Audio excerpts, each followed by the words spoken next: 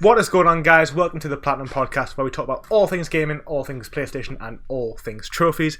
I'm your host, Lewis, also known as PlatinumBro on the Tinterweb. I am joined by my handsome as ever co-host, Joel, also known as GuyFarruski. How are you today, Joel? I'm missing Sporting playing in the Champions League for this, so this better be good. I'm sure it will be. I'm sure it'll be more eventful than watching your Portuguese team lose. Okay. Sick burn. Okay. That went right over my head. I have no idea. Sporting Lisbon. Anyways, no one cares about Joel today. So we are joined by two guests. We are joined by Adam McDermott and LUDIXP, also known as Lucy. I'm sure most people who have watched myself in any way, shape or form will know who both of these guys are. How are you both doing? Adam's busy pouring a drink, so making a mess of it. So how are you, Lucy, today? I'm really good. I'm excited to talk about some video games. Yes. What about yourself, good? Adam? I'm good, thank you. No one ever asks me how I am. Gotta have host care. Nobody cares. Actually, Joel, you do every single week, to be fair, but you know. That's And just most 'cause it's guests do, actually. That's because it's part of the script you give me, or else I wouldn't. Say this, or else. How are you, Adam? I'm well. I've spilt. I don't know. I've fucked that one up, or fecked that one up. I'm sorry about the. Just the repeat cursing. anything beginning with F just 10 more times. That'd be great, yeah. Well, you can say feck, can't you? I actually have to stand up because I've poured half it into my seats. And the other half is into your dressing gown. Why wouldn't you my stand up morning gown. when you have that That glorious would be grand. throw on you? Most of it is in the glass, which is the most important point. I'm well, by the way. I'm really Excellent. excited to be talking to the three of you fine folks. I often think if I can get most of my drink into the glass, I'm having a good day. So, That's exactly. all I can ask for. So on that, I gave everybody a script, like a topic plan, and no one seemed to want to read it or care about it. So that means when I start saying these things, neither of you will be able to answer them, which is going to be really funny for everybody watching. So why don't we, for everyone knows who you are, but if you would describe yourself in 10 words or less to the viewers. Lucy, how would you describe yourself? You've got the short straw here. I have to go first. Are these part of my 10 words? Has it started yet? You're on 4. I am Lucy. What? I just thought I'd go for All right, So that's far, it. so good. Adam, Okay, great. Adam? 10 words. Debonair, dashing, confident, humble. Really. That's 4. You got 6 more. God. And a damn good time. We'll take that. Very Definitely. Bravo. As he sips his Guinness. Looking very suave there. Very, very thank you, suave there. thank you, Adam. Now, what about yourself? Oh, well, that wasn't part of that, but we'll go really bad at games, worse at life. Hello, Okay. Joel. Oh, I'm just GuyFarruski. No, you've started it now. Come on, return fire. That's it. That's the 10 words. He's just filling him up by saying these are the 10 words over and over again. On These are that, the 10 words. so for those who don't know, Adam and Lucy both have YouTube channels. They're both content creators on trophy hunting. So Adam has his Platinum Journey, which is like quite a flagship series in the in our circles, I would say. I don't think most people will disagree with that. And Lucy's been around for quite some time. If you really want to go back and look at her old videos and look like a 19-year-old Lucy, then that can be done. She has a live show called Lockdown with She Lucy. looks the same. She hasn't aged. She's actually like 30, even though she looks like she's 19 now. But, Aw.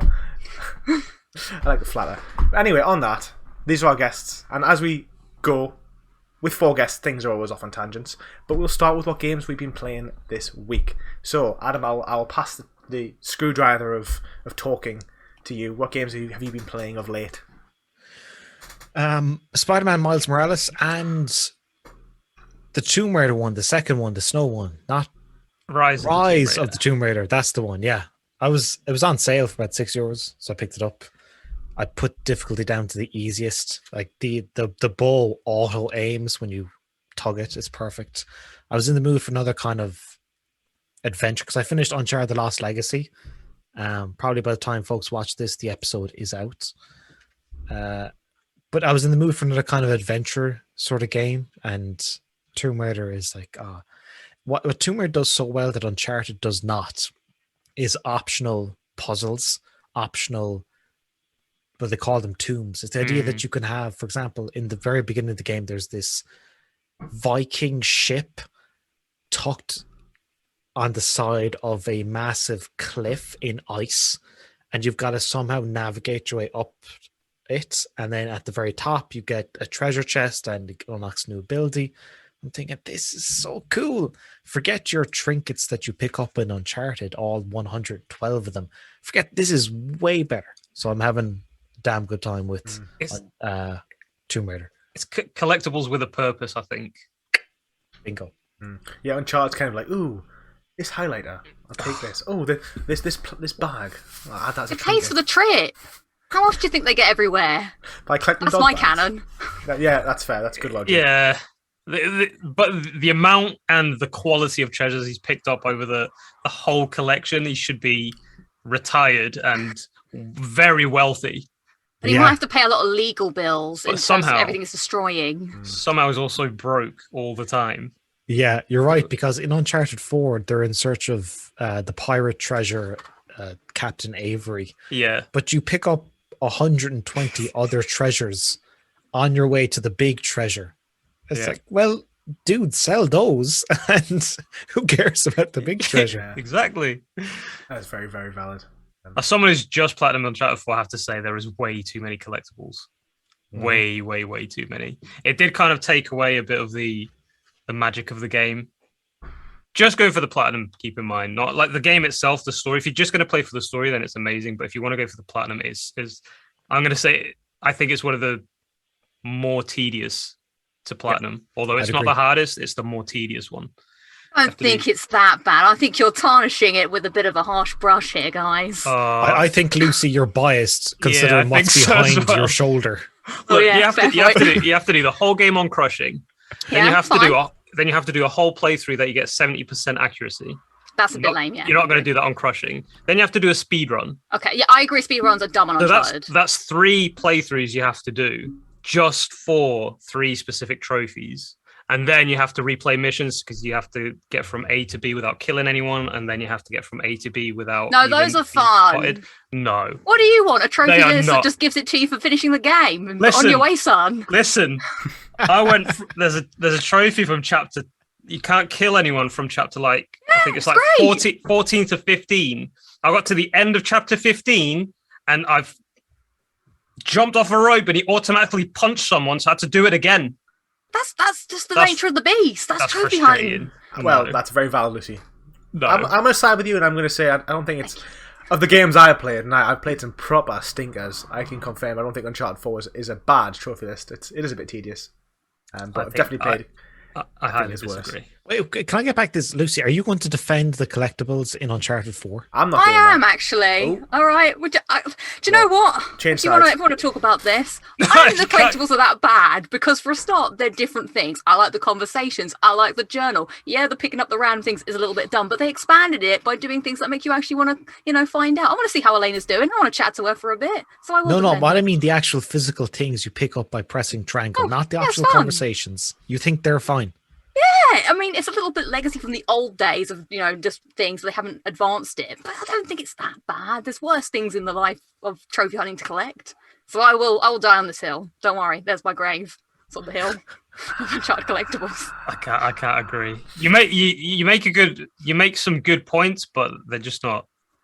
Yeah, think I it's can only agree with 100. the optional conversations, and I can agree with the journal entries. I cannot agree with the useless trinkets. Little treasures. I think Lost Legacy for me was actually one of the worst because it's like a short game. It's like 6 hours and it's like 120 collectibles. So it's kind of like you literally spend. You're like, oh, That's collectible not true. guide. That's not true. No, No, okay. It's, He's just done it as well. I just did it. It's 60. Still 60. That's like 10 an hour. So that's like right. That's It's too many. I would agree. Oh, also, the worst thing about Lost Legacy is that there's one giant. You know, by Uncharted 4, there's kind of a Jeep level, and it's Oh, yeah, big, yeah. open, expansive. Lost Legacy has something similar to that. And they give you this, you can get a bracelet which vibrates your Oh, yeah, controller yeah. when you're near a collectible. But when you're on a level that's huge, it's fucking useless. So again, like Lewis said, it's just watching a guide and going through it, and it's boring. Yeah, let's be honest. Who plays a game and actually physically goes through every nook and cranny looking for these collectibles? That is fair. I don't know whose job it is Who to would do it in have the that first place. patience? I don't know how the people who actually do these like the collectible Yeah. guides on launch actually do them, and they do them in such a good time. And it's like they must have spent like tens of hours in each level trying to find every collectible, and then put them in actual order of where to find them. They'll have someone that goes into like the coding of the game. Surely I don't know. they could, or they play. Well, if there's multiple people, they could kind of take turns into playing the game and having to like scour every single nook and. But some of them are near impossible without a guide to get. Like some of them, you would never expect them to be where they are. Like the underwater levels, for example. See how vast they are. Like there's one on a cliff on like Mission 3 in Uncharted 4 I was talking about charge. Yeah. that without a guide, I would have never even scouring the area because you can barely see it. In Naughty Dog's defense, kind of. Yeah. I actually liked Uncharted's Lost Legacy's open area. I thought it was really like quite innovative for them in terms of changing the gameplay. I think seeing that from Last of Us Part 2, which was like, downtown Seattle. Is that where it was? Yeah. I thought that was like really, really cool, and there's so many collectibles, and there's like weapon upgrades, there's like little encounters like in the bank and stuff, like guns and stuff that was all actually really valuable to the gameplay. And I felt like that was how it should have been done. That was done really well, I would have said. And I think props to them for that. Yeah. Joel, have you played Lost Legacy? Yes. Lucy? A Yes. while back. Okay, so we've all played it. What did you? Because overall, I thought it was great. Loved it. I thought that I didn't like the character development of Chloe and her personal attachment with her dad and the treasure hunt. I thought the treasure hunt was the best of the series. I thought the setting for me rivaled Uncharted 1 because it was lush, it was green. I like those 6 hours to me just flew by. It's my second favorite one. I absolutely love it. I think it's probably my second as well. I think as well, actually, like I actually enjoyed the boss fights as well. Another bit cliche, but actually I thought they were quite intense. At the first time you fight like the antagonist Solve. in that like tunnel, I was like, this is so cool. Yeah, it feels a bit scripted, but I didn't care at the time. I thought it was really cool. Yeah, I have to agree. I did miss Nathan though. Obviously. But yeah, it's definitely it's a very very good Uncharted. Not just a very good game, it's a very very good Uncharted. Yeah. Which is what they When needed Sam- to really pull off after When retiring. Sam shows up, you're like, wrong, great brother. yeah. I was so annoyed. I was like, go away! You're so annoying. It was Yeah. his back and forth with Nadine was nice, but it was still like, dude, you're gonna tease a Drake brother and not give me Nate. Yeah. Yeah. That's it though. That's the confirmation they've officially retired him though, isn't it? Because if they introduced him to Lost Legacy, I think it would give people a tiny bit of hope that he'll maybe make an appearance in the future. But they've kind of cut that off now, haven't they? That's like he's And then, retired. He's got a Could I family. ask, would you be okay with another game with Chloe as the lead? Because I Yes. would. I Yeah. love Chloe. She's my favorite after Nate.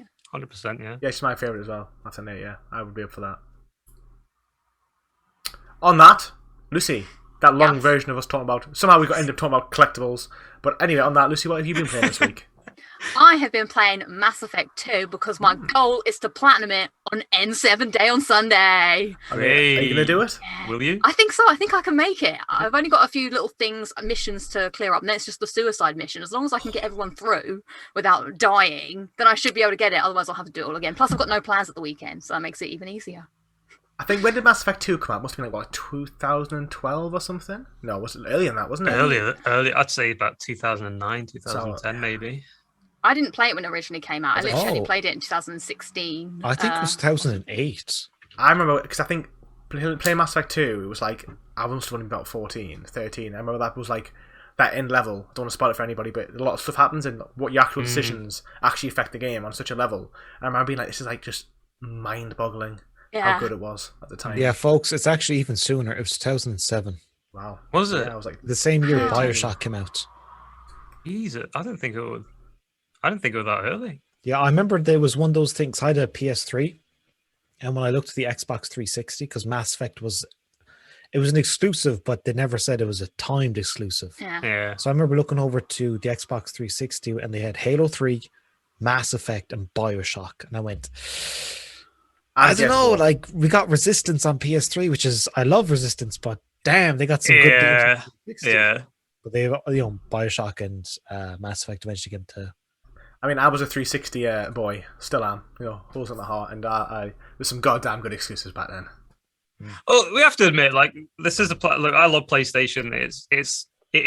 Has always been my preferred console. But when you compare the two on release, PlayStation 3 and Xbox had so much more to offer than PlayStation. Plus, it was cheaper. The 360. The 360, yeah. It was out a year earlier, and that Halo 3 launch, I remember the anticipation being palpable. I remember the trailer of a hit Master Chief throwing down the bubble shield, and everyone was like lost their minds. I did. I was like, damn. That's very specific Halo knowledge. You had to be there to appreciate that one. Lucy's like, I cannot relate in any way, shape, or form. Who is this Master Chief? Don't even know what he looks like. Well, I don't. Does anyone know what he looks like under that armor? None of us do. A mystery. No. When you actually get into the Halo lore, it's so confusing. There's so much to this world that you just don't know. But maybe that's a topic for a different day. Yeah, because there was a fork in my life, not just one that I eat with normally. But when I was 18, or about to become 18, my mum was like, okay, you're going to be 18. You can have a big present. And I was like, because normally we don't get big presents in our house. It's only for special birthdays. And she was like, so you can get the PlayStation 3 if you want it. And I was like, should I? And I remember thinking, there was a split moment where I was like, should I get the Xbox? And I was thinking about it. I can't remember why, but then at the end of the day, I just went, oh, I know PlayStation, let's just go with that. And the rest is history. But I had a PlayStation before, which probably informed that decision. But at the time, there was a real, like, people are talking about Xbox a lot. Have you ever owned an Xbox? No. None of them? None of them. I've only got space for one console in my room and my heart.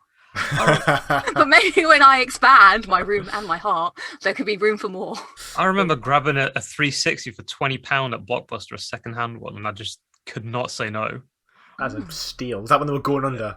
So take it. I can't remember. My sister's boyfriend at the time, you were working there, so he used to give me like all the phone calls. He's like, I got 360 here. Like it's only the 20 gig, like the arcade version, I think it was. But it's only £20 if you want it. And I was like, yeah, keep it aside. So then I got it and I played that's when I started playing Xbox. That's one of the benefits when you grow up and you got an older sister and she starts dating boys as like, oh, this guy can get me in on, he can get me into 18s movies in the cinema, or he can get me consoles for next to nothing. And if they don't, you can kind of like bribe them. Like, well, if you don't, I'm not going to tell my sister to go out with you again. I'll tell my dad about, some little white lies. This is like a real life story from Joel's childhood. Yeah. Absolutely. Any other games, Lucy, or is it just those? Well, I finished Resident Evil 4 finally as well. Yes, you did on stream, didn't you? Yay. Yes. That was a journey to stream the entire game pretty much week on week. So that was fun. It was actually, I can see why people talk about it a lot. I'd always heard people talking about Resident Evil 4, but it wasn't until I played it I could appreciate why everyone loses their freaking mind about it. Like, I thought it was like fine because I'm, Lucy from 2021 playing it. But I can 100%, if I was however old I was when Resident Evil 4 came out, I'm pretty sure I would have loved it just as much as everybody else. It was like 2003 or something, wasn't it? It was on only like 12. Yeah, it was on the GameCube initially. That was another one that's like, oh damn, it's not on PlayStation, we're screwed.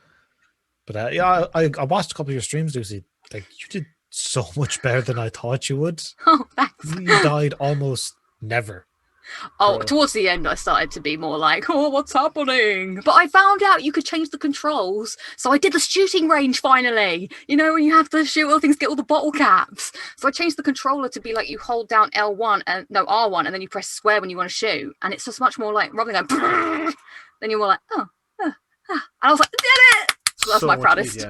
Yeah. Bravo. I was happy with myself. Will you be going for all the trophies or not? Oh yeah, I'm going to do it now. I think the fire's been lit. I want to go for it. So you're going to do professional mode? Yeah, but people said it's not that hard because you can just put Ashley in like the knight armor. I mean, I might live to regret these. So yeah, because you finished separate ways, didn't you? No, I had loads of technical issues, so I'm going to have to finish this weekend. So if you finish separate ways, you get to put Ashley in a knight's armor, and Leon gets the fucking coolest outfit. He looks like a 1950s crime boss. He's got like a fedora. He's got a white scarf. It's so cool. And cool. Do you know where there's like a taunt? So what you do is, if you've got Leon and you've got the Chicago typewriter, do you know about the Chicago typewriter? No. It's like a Tommy gun. It's infinite, but it doesn't reload. So if you're wearing Leon's crime boss outfit and you push the reload button, Leon kind of shocks and then tips his hat and then readjusts it and then carries on. It's the coolest thing. You love That's it. goddamn amazing. Nice. I'm excited. I'm going to give it a shot. I'm going to give it a good old college try. That's all you can do. So what's left to do? Is it just a harder difficulty? Yeah, separate ways, the hardest difficulty, and I think the costumes will come as part of doing those things. And I'm no platinum, sadly, just an 100%, but I'll take it. You got to do what you got to do. Yeah. Hard work, but it's hard work. So well done. Bravo Thank to you. you. What about yourself, Joel? What have you been working on from the backlog? Oh. Still Rayman. I'm almost there. I think I've got like 600 points to get to like the maximum level. So for those who don't know, for yourselves, the pair of you are here as well. Rayman's like you have to log in every day and do daily challenges and just keep doing the game online. And he's determined to get it, aren't you, Joel? I am. I've been doing it since like August. Every single day. There's sometimes I just don't want to, but then if you skip a day, then you're only prolonging how long it's going to take. So they're just like it's just 10 minutes. It's not long. Like it's there's like the challenges themselves aren't long. It's just if you want to get the max points, then you have to retry again and again because you have to do it really well. But sometimes I'm in those days where I'm just like, yeah, I can't be arsed. I'll just do like just to do the challenge and not strive for points. I've been playing FIFA 19. Yeah. How's that going? It's not. I've only got like 2 trophies left. Oh. To do, but one of them is to reach like Division 4 in Ultimate Team, and EA's pairing system, like who you play against, is just broken. I have a team that's rated 81, and I sometimes get paired with people that have a team of 98. 98, so I just get every player is Lionel Messi. I just get thrashed constantly. So I'm always between that like relegation zone of Division 5 and Division 6, and I need to reach Division 4. So what I'll have to do is probably treat it like Rayman and just like play, get the packs, get better players, and then just it's gonna be a long haul. You need to treat it like Devil May Cry 5 and just play it until you master it. Yeah, but you can't really master FIFA though, can you? If they're gonna pair me against a team of gods, how am I gonna master that? Where there's a will, there's a way, my friend. You know. Joel, what formation do you go for? 4-3-3 at the moment.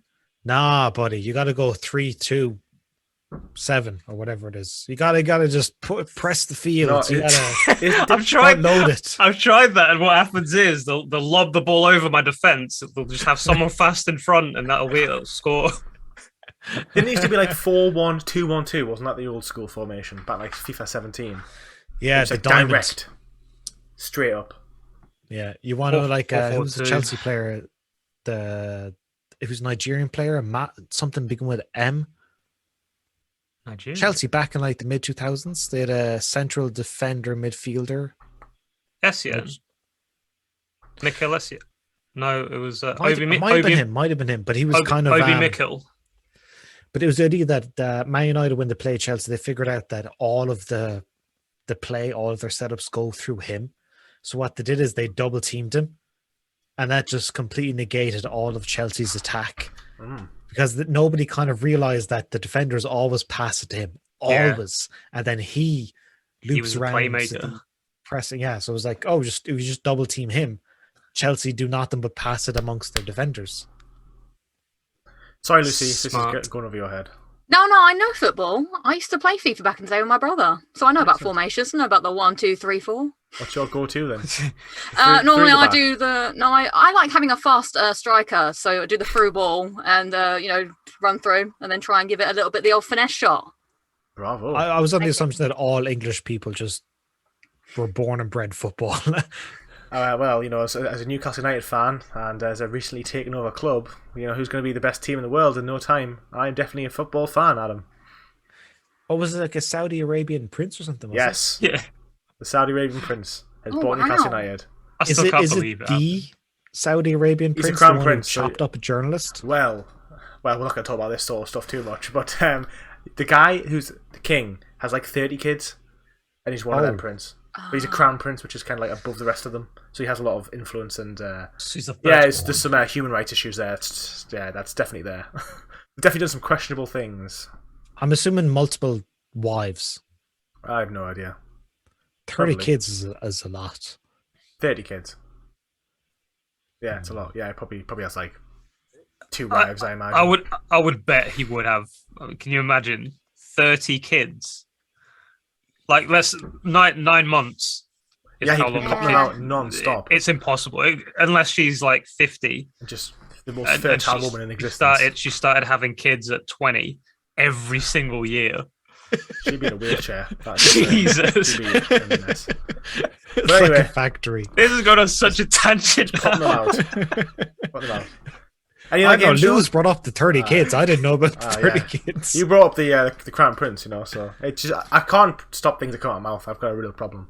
Any other games, Joel? Yeah, Dragon Ball Xenoverse. It's okay. It's very dated. Very dated. Because I played Xenoverse 2, and compared to that, it's hard to get used to. Like the transformations, going Super Saiyan and stuff, it just completely drains your stamina. So basically all it's there for is so you can spam super attacks because your stamina goes down. You don't expend stamina when you're in that form. So that's all I use it for. Just Fair enough. go Super Saiyan, spam like 50 ultimate attacks. If they don't die, then I'll just pray for the best because Restart. I'll just be out of stamina. Yeah. Well, I'll just restart this. This isn't going to go down well. Well, I'll tell you what I've been playing because I've got some curveballs to throw. So I bought a Nintendo Switch this week. Oh. Because I was working away last week. I had like 3 days away, and I was like, this would be a good opportunity to play some Pokemon. So I've been playing Pokemon Let's Go Eevee and Pokemon Unite, the free like League of Legends game. And it's kind of good, the Pokemon Unite is kind of good. There's like 10 Pokemon. It's kind of like, there's basically like, it's kind of like the idea, there's like 5 Pokemon, you're all level 1, and the opponent has level 1, and you're in this open map, and there's like 6 rings. Each team has 3 rings, and you have to basically kill enemies, and then like deposit your points into their rings. And it's just basically the higher points. Whichever team has the highest points wins. It's just like a short version of League of Legends. I think the League of Legends games take like 30 minutes, whereas this takes about 10. But it's very, very like, here's the base game, and if you want anything, you got to pay some money, some dollar bills, yo, and it's pretty expensive. And have you tried any of the, like, I think the latest Pokemon was Pokemon Sun and Moon. Have you tried any of those? The last one I played was actually, I think, it was like Pearl back in the day, Platinum maybe. That's Generation 4. Yeah, they're on like Generation 9 or something. I might buy Sword and Shield though, since I've now got a Switch. But Let's Go Eevee is fantastic. Like to go back to the original. But they've got the Pokemon Go catching instead of like normal catching, and it's really good. Can you actually catch all the Pokemon this time? No. Well, there's a way around. Joe, so Let's Go Pikachu. That annoys me so much. But if you have Pokemon Go, the app, you can trade Pokemon from the app into the game. So for no cost. Technically, you can. You can, but you can't actually catch them all. I think there's like 8 Pokemon either side, which is game locked. Like you can't catch Growlithe. Like Joel brought up the fact that you need 2 games. It's one of those things of like there's 150 Pokemon in Pokemon first generation, but you can't get them all unless you have Pokemon Red and Pokemon Blue. Exactly. Or Pokemon Green and Pokemon Red and Blue. And imagine if like it's this weird tradition it's grandfathered in and we all accept it now. But imagine if FIFA came out and went, FIFA Red and FIFA Blue. Ronaldo's in one game, Messi's in the other. You got to buy both of them to have the players. Nintendo just have this ability to pull the wool over a lot of people's eyes with their terrible gaming practices. I mean, they're not a terrible company, but they do make terrible decisions to make you spend more money. This is because they were smart. They did it when the gaming industry was big, but not as big as it is now. And there weren't that many people that were, smart to it. Like nowadays, we're adults, so we can see through the Ultimate Team packs, and this is why now you see what you get in a pack and whatnot. Back in the day, when you were a kid, you just wanted a Game Boy and you wanted to play a game. Yeah. To be honest, back in the day, I wasn't really a completionist as a kid. It's just these are cool Pokemon. I'll have them. I want them all. Yeah. Imagine if Uncharted 4 came out and one version didn't have Sully. Oh. I think that's called Uncharted 2. He's not in it very much. And Golden Abyss. Oh yeah, no, Golden Abyss he is in it. Like 4 chapters out of 30. No, he's in like most of it. I No, can he's assure not. you. Yeah, he Fight me. is. We've actually had this discussion, end. Lucy, like 6 months ago on what Oh, yeah, what video shit. we made. Where we There's had some this great discussion. Sully moments in There that. is, but he's in like 4 chapters, and the No, chapter's no, like no. 8 No. minutes long. Second half of the game. Nah, Which no. game is this? Uncharted 4? No, Golden Abyss. Golden PS Vita Abyss. version. I haven't PS played Vita it. one. Yeah. I Oh, haven't it's either. good stuff. Don't. I'm gonna count later because I know it's from like a halfway point. It's not, man. He's in it. They go falls to over the and goes bar right and in. he's Oh, like, go ahead. "Sully, I really messed up." It's like chapter. Wait, I think it might even be chapter 12 or something. Actually, no, We chapter should 12 that, but- we should have a poll in the chat. Yeah. Like people comment, would you recommend Golden Abyss or would you not recommend Golden No, Abyss? Because this is a split decision. There's 2 people that have played it. One says no, one says yes, and then there's 2 people that haven't played it. So No, I feel if you down love for- Uncharted though, you will enjoy it. It's just by far the worst Uncharted game. Which is the worst Uncharted Okay, game? hang I've on. ever seen? Lucy shook her head. All right, Worst. rank the Uncharted games. There's 1, 2, 3, Okay. 4. There's Lost Legacy, and then there's Golden Abyss. Rank Are you them asking me or from- Lewis? You, Lucy. Lucy, because you Alright. shook your head about Golden Abyss being bad. Oh, I'm gonna get some probably hate. Here we go, from lowest to highest. Worst game, Uncharted 3. Second, Golden Abyss. Then I'm gonna say Uncharted 4, Uncharted Drake's Fortune, Uncharted Lost Legacy, Uncharted 2. Fight me. Yeah, You've like, got it on just before the last. How can you say it's a good game? It's not the worst, but it's got I think it's got a really unique style to it, and I think it brings more of the treasure hunting because Nate, he has his little backpack, he's got a little bamboo stick, and he goes around doing chalk rubbings. It's great, and he has a camera. I love it. This is my endorsement of the game. Just not as great as all the other ones. Backpack. No, because obviously it's not as high, budget, and obviously it's the Vita, so there are some weird touchy things, and especially when you got to find the boss with swipes. I agree that's not good, but the story's really great, the characters are really good, and it's really funny, and it's still more Uncharted, and it's a good adventure. Fair enough. I mean, So- Beyond the box. it's still a good game. To be fair, I'm just being a bit overly critical. I don't think the story's that good though. I will say I think Nathan's Okay. good. Sully's good, obviously. When he's in it, I just don't think he's in it enough. But I think the rest of the characters are weak, in my opinion. Well, you don't like Chase? Elena in it. Nah, she feels really forced. No, it's kind of like a prequel to Uncharted 1. Elena's not in it. No. No, she's not. Oh, I've way less interest in it. Elena can't really be in any No. other Uncharted games other than the ones she's in, because her story is so tied to what she's in those games. It doesn't make any sense. Whereas the other characters can come in and out because they've got longer What histories made no with sense, Nate. Lucy, is what you just said. Elena can't be in the game she's not in. Well, no, she can't be, because she only meets Nate in the first game, and anything that happens, she's locked with Nate. Whereas the other characters can come in and out of his past, Yeah. because Ah, okay, I get that's you, what I get you. meant by that. Yeah. Yeah. So much enough. Uncharted talk. I'm sorry. So much. I just have a lot of feelings. It would come at some point, Lucy. Okay, let's move on to our quiz. So, Was it Mastermind? it's Mastermind. Every week, Uncharted. let's just ask 50 questions about Uncharted. So every week we do a Get to Know Our Guests quiz, so every podcast episode where me and Joel rapid fire our guests' questions. We usually do 2 rounds per guest, but we'll just do 1 round per guest. So how it works is we will ask you yes or no questions, or questions that have a 1-word answer. And I'm dying because I've just drank that beer the wrong way. So Joel, I'll let you start with the quiz. I'll let you pick your opponent as well. Oh, Oh, I'll don't go know. Lucy. I went first for the games. I'll go There you Adam go. then. I'm going to go Lucy. Okay. Lucy, you ready? You have exactly 60 seconds to answer all of these correctly. Okay, 1-word answer, yeah? 5 I'm only minutes, not joking. 60 seconds, you This isn't really a quiz anymore. We used to do it like that, but then we kind of get through them quickly anyway, don't we? Yeah, it evolved. Are you ready? I'm ready. All right. Favorite anime? Oh, you do. Do you watch anime? No, sorry. Stick with the Favorite- script, Joel. Favorite anime? I'm just You gonna must say have. You must have. Persona. Okay, that's fair. That count? It's an anime. No, it's an anime. Name a game you platinum again. Oh, Dark Souls. Which one? The first one. Yeah, the first one. Favorite supervillain? Super villain. I feel like I have an answer, but not at this moment. But I know who it is when I think of it at other times.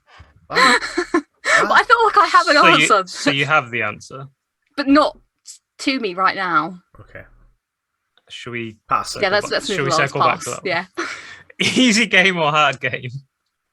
Ooh, now that I'm old, easy game. Really? I ain't got time anymore, Joel. You know, it's for the youngsters now. You know, I can't sit and perfect a game anymore. I've got life to do. I've got a job. Oh no. Yeah, I used to have so much spare time that I didn't mind spending all day sitting in this room perfecting my skills. But now I'm like, I'd like to go outside. Isn't it more rewarding though when you do it? I guess it depends on the game. Like, if I'm, what do I want to get out of the game? Am I in it for the story or just have a good time? Or do I want to challenge myself? I think the challenge comes later. If I really like the game and I want to put that time and effort in, then I'll do it. But straight off the bat, just want to enjoy the game really now. Why not Yeah, both? stop trying to guilt her, Joel. I'm Lucy. firm on this. I've got the credentials to back up my past. Yeah. Nintendo DS or PS Vita? PS Vita. Favorite alcoholic drink? Oh, rum. I thought you'd say that. I've never tried it. You never tried Guinness? No. Are you joking? No, I'm not. I've never. All right, Lucy, we're no longer friends. Wow. No, That's it. I'm Adam, I done. like being friends with you. You should try it. It's quite nice. Off. Maybe some- yeah. I'll wait until if I ever see Adam in real life, that could be the true test. Because he'd show me how to pour it properly. I'll Right. take you on a whirlwind tour of Guinness, Lucy. Don't you worry. I thought you were going to say Ireland, but I'll take Guinness as well. Platinum trophy you're most proud of? Oh, Max Payne 3. That's a good one. Favorite GTA game? Vice City. Rambo or Rocky? Neither. Neither. I don't know either of them really. Don't you? No. Discovering disappointment. A lot of things about you. Star Wars or Star Trek? Neither. Never watched either. That's I'm on Doctor you on that Who. one. Ooh. Favorite comedy film? Hot Fuzz. Name a game you want a sequel for. Bully. Bloodborne or Dark Souls? Dark Souls. Wow. I'm so disappointed. Who's your favorite Doctor Who? David Tennant. But then Matt Smith is like there because I love them both. But I do love David Tennant. He's my first love. Favorite game genre? Third person action adventure. Persona or Final Fantasy? Persona. New Kratos or old Kratos? I didn't know old Kratos, so I'm going to have to say new Kratos. Have you never played the old games? No. You should probably go back to them just to see his. Oh, you probably know his backstory by now, though, don't you? Maybe some things happen. No, I would recommend playing through God of War, the very first one, because there's so many moments. Well, not so many. There's a couple of moments in the new God of War which harkens back to what Kratos used to be, and it really, like, for example, remember that scene with Kratos and Atreus? They're in this sort of room with a bunch of treasures around, and there's this vase with a Spartan warrior draped in red with chains. It's like that's Kratos, and that's what he's trying to hide from his son. But if you didn't play the original games, you wouldn't get. I know there was a bit that I was like, oh, I think this must be significant in the old games, but this is cool. Even the bit where he gets his blades of chaos, it hits home a lot more when you know what he's been through with those blades, and like the ties he has with those blades. Yeah, I was just like, new weapon, cool. Level up. Yeah.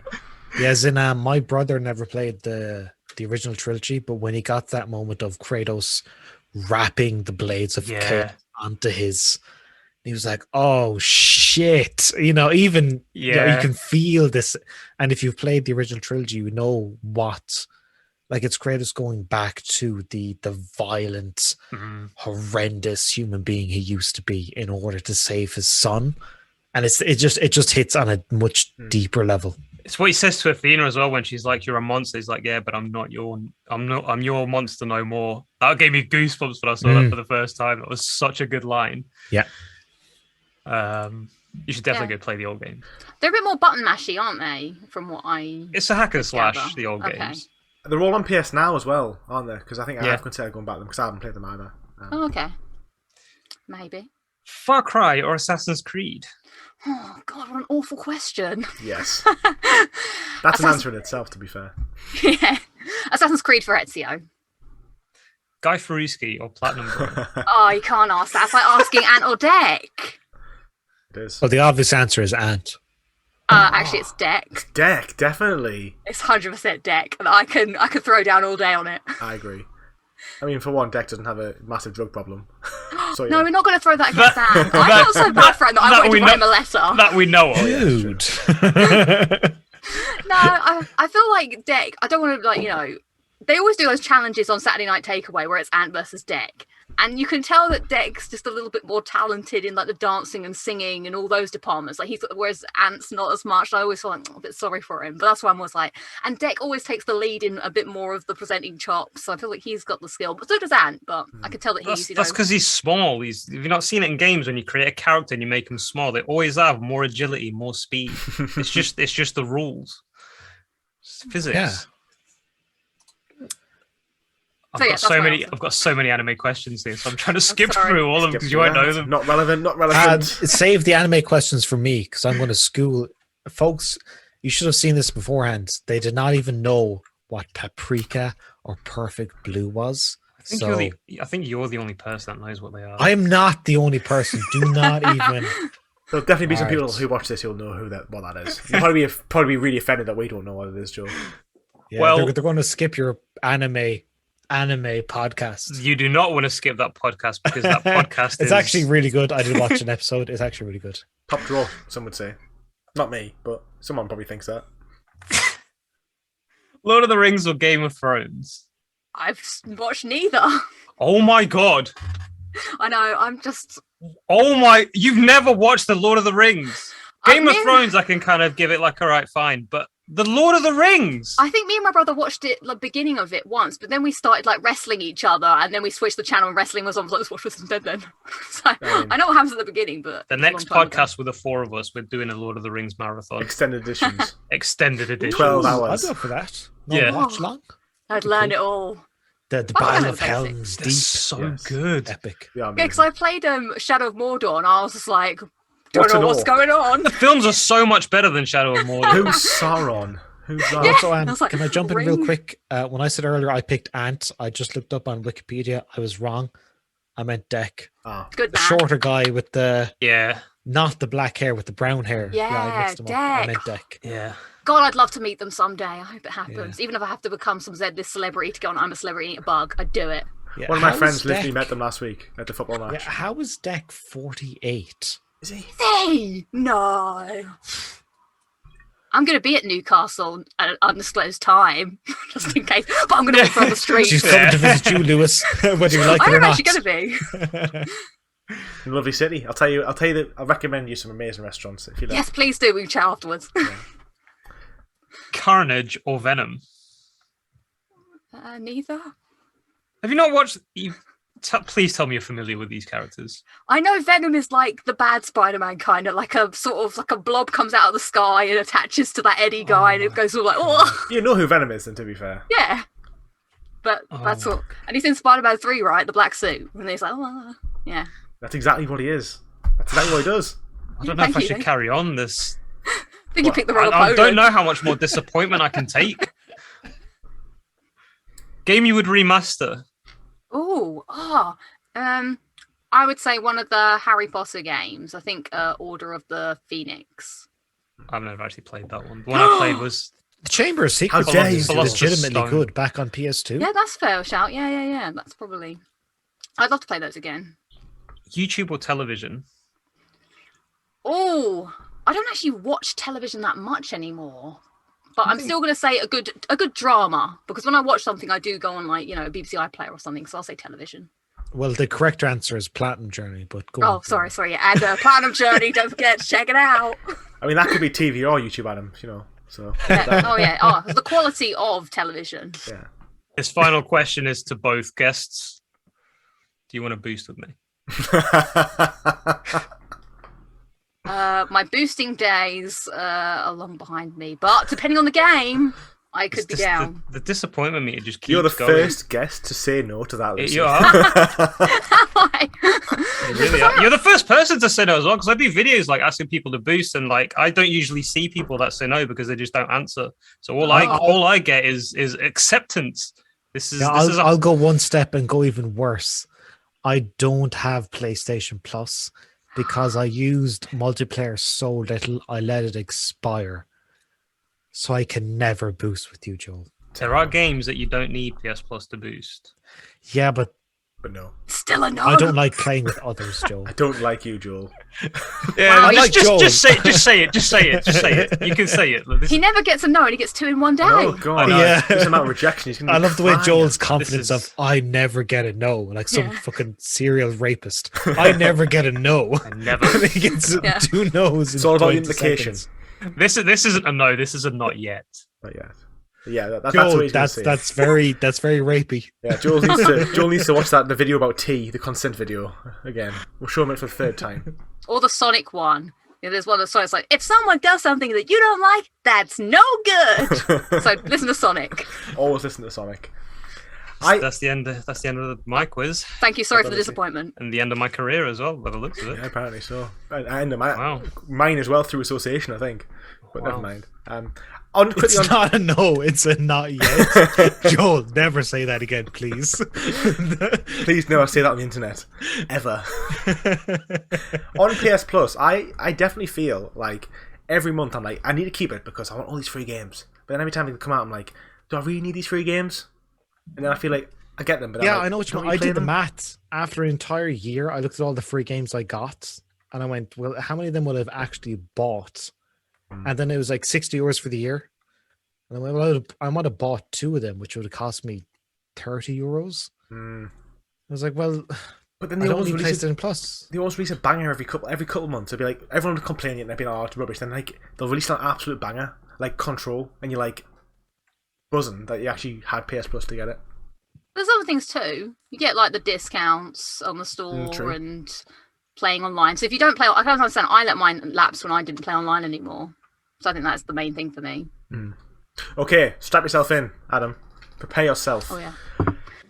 After listening to Joel and Lucy, it's very clear to me that this isn't even a game and quiz. It's definitely just a quiz of random pop culture and food tastes and food preferences. Well, mine is anyway.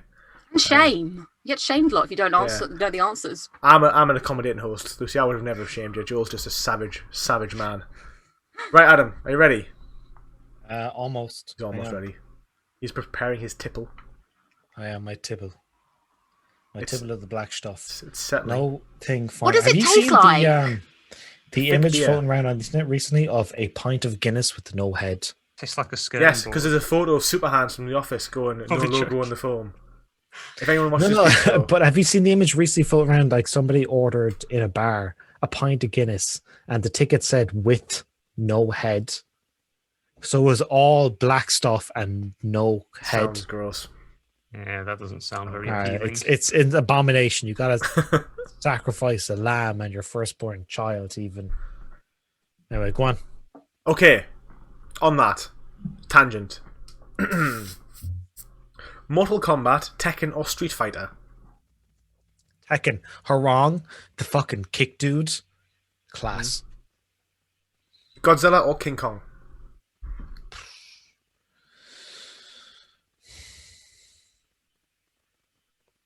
Yeah, I'm happy with both because I love the sort of fanatical Godzilla and how it's like Godzilla, you know, the eccentric Japanese nature of it, even though the Japanese folks don't care for it anymore. And then I don't know, I'll take both. Both. Okay. Sly Cooper or Ty the Tasmanian Tiger? Sly. Pepsi or Coke? Neither. Drink water, dumbass. Man alive. PS3 or PS4? I would say PS4 in retrospect because on the PS5 everything is backwards compatible, but PS3 has got some bangers. Like I'm doing Metal Gear Solid 4 in a few months, and that's only on PS3. But again, the cell architecture is horrendous for developers. So I'd say PS4 because it's easier on developers. Fair enough. Jack and Daxter or Ratchet and Clank? Ratchet and Clank, all the way. Ratchet and Clank 2 is one of the greatest games ever made. Just pitch perfect. It is pretty banging. So is Ratchet and Clank 3 as well. I think they're both really good. Switch or GameCube? I've never had either, so I'm going to go Switch because I like the portability. Yeah, it's a fantastic console, to be fair. What was the first ever video game you ever played? Pokemon Red. Nice. Mine was yellow. Like what yellow? You get Pikachu roaming around with you. It's just so Yeah, good. and you could get Charmander, Bulbasaur, and Squirtle, and it was in color. Yes, because in Pokemon Red and Blue, you had to pick one starter, whereas in Pokemon Yellow, you could get all 3 starters. It was awesome. Great game. And the legendaries. Yeah. And Mewtwo. And Mew. You get Mewtwo in Red and Blue. Couldn't you? I think you get Mewtwo, but you don't get Mew. I can't remember how you can get Mew, to be fair. There are so many of these folklore tales of how to get Mew in Red and Blue. It's like you push this truck. Yes, I remember that one. It never worked. Do you remember Do you remember the Unknown, the first Unknown, which was like on the side of an island where you surf, and this Pokemon appeared that was like a pixelated Pokemon. Yeah, it was missing no, which stood for missing number, and it was this glitched out fucking weird Pokemon. That's it. But it used to give you like a ton of XP. Wouldn't it take you past that's level how you used to 100 grind. I can't remember that. I'm sure it would take you past level 100. I just know it'd give you like a stupid amount of XP. Yeah. Now, Joel, did you ever catch it? No. Didn't it break your I game? Did you? Fucked up my game. Destroys your save file if you try and catch it. No way. What if I catch the glitch? It doesn't go well. Your game breaks. Save file corrupted. Start again. On that, Pokemon or Digimon? I really like Digimon. Did you ever watch the first Digimon movie? Yeah. It's really good. It is. But that first Pokemon movie is fucking class. Yes, they've remastered that, haven't they? They've redone it. With Ash turning to stone and Pikachu trying to revive him just tugs on my heartstrings. They re-released that last year, Adam. They've done like an animated version of it. I haven't seen it, but yeah, it was good. I think Digimon was probably better suited for films. I think when I used to watch the anime as a kid, I did like it. I think as well, the digital world thing kind of worked in 2002, but just doesn't really work now because everything's digital. Yeah, all of this is digital. Yeah, so it's like the live in our Zoom call. The only thing I found weird in Digimon is the evolutions. Like the first like 3 are kind of similar, and then after that, it's just they look nothing alike. Yeah, it's a lot. Next question, anyway: RPG or linear story? Oh, linear story. Give me a world. Give me some characters. Give me a plot. All the way. I mean, you can have all those things in an RPG, Adam, but you know. Yeah, but a plot in an RPG tends to be like, you think of The Witcher. It's like there's the main story, and then you arrive into a town and you see a billboard and you take off every single flyer and you go, I'm going to do this for 10 hours and ignore the story. Skyrim is very much like the dragons are coming, the world's ending, and then you'll be walking through towns and people are like, can you help me get my golden claw back, please, sir? You're like, yeah, okay, no problem. Everyone's dying. You're like, yeah, I've got to go fight this civil war back in 10 minutes. The world is going to end. Let me help out this dude. Ooh, a nice new ebony sword. New Daedric artifact. Yes, please. How many platinum trophies have you earned in your lifetime? 4. 42. 42. Not bad. 42. All good games as well. Did you just say 4? Have you seen how many episodes you got of Platinum Journey? I was like, how does that work? Just be 4. What would you say your favourite game series is? Uncharted. Oh, The Last of Us. Lucy, what would you say your favourite game series is? Maybe Uncharted. The Last of Us. I would clarify that. In terms of a series, definitely Uncharted. But in terms of an impact, I think The Last of Us might be my favourite game. Yeah, because I knew that fun fact about you. So that's why I was like, oh. Yeah, I love Lucy's fanboying out there. Yeah. Oh my god, put this on the wiki. Yeah, I would say like as a series, definitely Uncharted, because there's been like 5 bangers, 1, 2, 4, and Lost Legacy bangers. But The Last of Us has had the biggest impact on me. But Last of Us Part 2 didn't have as much of an impact on me.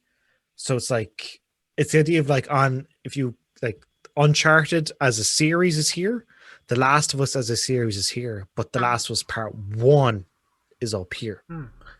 I just want to say about Last of Us Part 2, because I feel like it's the only game I've ever thought about more than any. It's a game I've thought about the most and probably in existence. And even I was literally driving to work yesterday and I was thinking about it, being like, yeah, people hated it, but they only hate it because like of what happens in the early on. And like, I actually think a good story. It's just a story nobody wanted to listen to. No one wanted to experience it, but it was actually a good story and it had good questions. Yeah. So I don't think it's as good as the first one, because the first one captures this sort of magic, and I think it's a shame. It's kind of the game that you didn't want to have, and if it was like a completely different series and it was different characters, you would probably say it's a pretty good game. It's basically like the next Spider-Man comic is the Green Goblin kills him, and then the story now of Spider-Man is Green Goblin. Yeah, it's but like, basically how they approached on that though, story. In like 2010, Doc Ock kills Spider-Man and he takes over his mind and becomes the superior Spider-Man, and they ran that as the only Spider-Man issue for 2 years, and it's actually brilliant. It's so good. But it's not Spider-Man though, is it? Yeah, but it kind of is. And it comes back and it goes full circle, but it's like, yeah, people hated it though. People did absolutely despise it. Yeah. But it was actually a really cool idea. So with The Last of Us Part 2, my cousin recently played through the entire game for the first time, and I spent an hour on the phone with him talking about the game. And all that, it was fascinating because he plays games, but he's not as into them as we are. And hearing his take in it, and he said the big thing, like he said, it's absolute masterpiece. He said there's no game that looks as good, there's no combat that feels as good, there's no game that makes you really care about the characters as much as that game. Like you really want to help them out. Yeah. But he said that some of the setups of the game are a bit silly, and I went, yeah, it's the only game I can think of that has not one but two love triangles featuring a pregnant woman. Yeah, but that is some soap opera bullshit. Yeah, but it's meant to be poetic, isn't it, though? It's meant to be represented as the same person, isn't it? That's kind of what's trying. I know it's meant to be the like how Ellie deals with it first, how Abby deals with it, but like his point was that when I play The Last of Us, I'm here for the world, I'm here for the interconnected relationships. I'm not here for romance. And yes, it was nice seeing Ellie and Dina, but like I'm not here for romance, and yet we've got not one but two romance plots of a love triangle with pregnant people. I was like, this is kind of getting a bit silly. I totally get that. Yeah, I think people. I think it's actually a really complicated story. I think it's really complex, and the questions it asks are really, really difficult. And I think it's actually probably too difficult for a mainstream AAA game that just wants to sell you on a story, like an action story. I think it's actually too complicated. I think a lot of people actually don't want to answer the questions that it asks you to answer. And I think, like, particularly my gripe is when the reviews came out. Bear in mind, everyone who reviewed them on launch day rushed the game, and then they were criticizing like the ending of the game and basically what Ellie did at the end of the game. Like, oh, why did Ellie do this? Why did this happen? And I literally was like, if you can't understand why Ellie behaved the way she did, you kind of missed the development of the story, and you kind of missed what it means to overcome revenge. And it's like, yeah, kind of, I think you just need to really, really like think about it to actually understand it. So, can you say it's a bad game? No, I think you're right. I think because one thing with The Last of Us Part 2 I admire so much is the willingness to take on a different narrative structure, because if we want the furtherment of video games as a medium, we want to praise people for taking risks. You're going to take a game and show it from one perspective and to another perspective and make that one thing. Like that's a bold decision, and I for the effort I applaud it. What are your thoughts, Lucy? I feel like I have quite a different stance in terms of like how people see the game, because I recognise it is a good game, like a really good game with everything, but I just didn't like it. It was too harrowing for me. There was none of that levity that the first game had that made it, like, even though terrible things were happening, there was still Ellie in the first game was that light. She would be funny, she would uplift when things were really sad. That was gone in this game, and it was all just horrible. Definitely. And I just hated Ellie towards the end. I put down the controller at the end and I just watched the fight happen because I didn't want, not without spoiling it, I didn't want what was happening to happen. I was like, fuck this.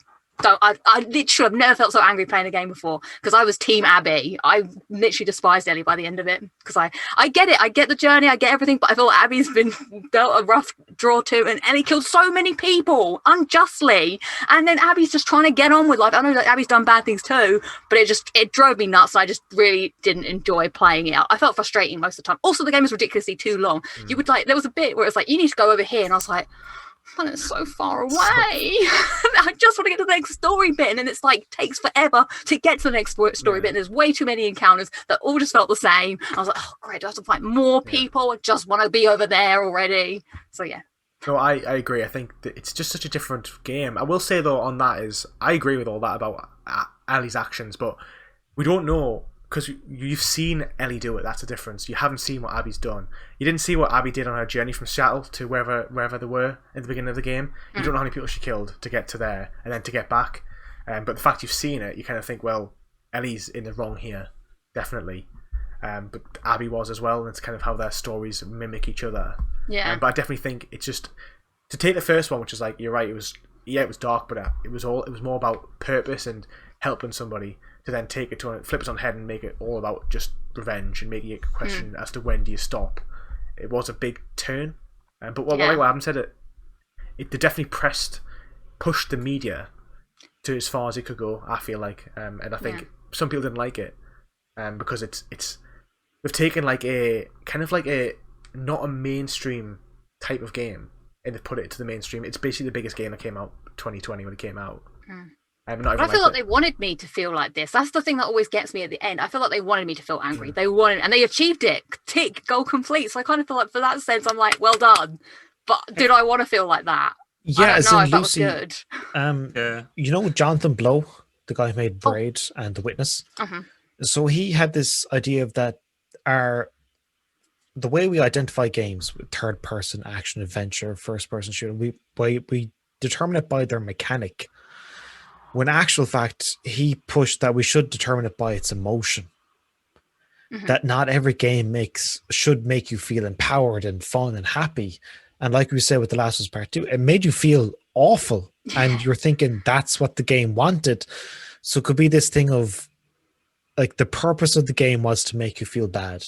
And you felt bad. It's like if you watch a movie like Grave of the Fireflies or parts of Saving Private Ryan, you feel bad, but that's the purpose. So it's this weird kind of, that's the reason why I think The Last of Us Part 2 is so great, is that it definitely pushes against what are we capable of understanding for video games and what is the future. Yeah, I agree. Deep stuff. I mean, it's just Railroad is my quiz. I'm going to go back to it now anyway. Yeah, and Joel's just there looking sexy. Joel hasn't played it yet. Do you have anything to say, Joel, before we continue with the quiz about Last of Us Part 2? No. You just drinking these cool. Joel just sitting there like the 10 out of 10 that he is. I've still not played it, but I feel like I've played it through all the spoilers that I've had so far. Not by you, but just in general, this up to now. You know, the internet. On that then. Thank you, internet. Who was your favourite game developer? Ooh. Gotta be. I'd say Double Fine, because I'm a huge fan of the Double Fine Adventure documentary series, which is available for free on YouTube, by the way. It's like 20 episodes, each ranging from 30 minutes to an hour, documenting the production of Broken Age. And to see from like concept art every step of the way. Yeah, and you get to... Game developers to me are just magicians. Like, I don't understand what they do, but I admire them immensely. So I would say Double Fine because of that series, Double Fine Adventure.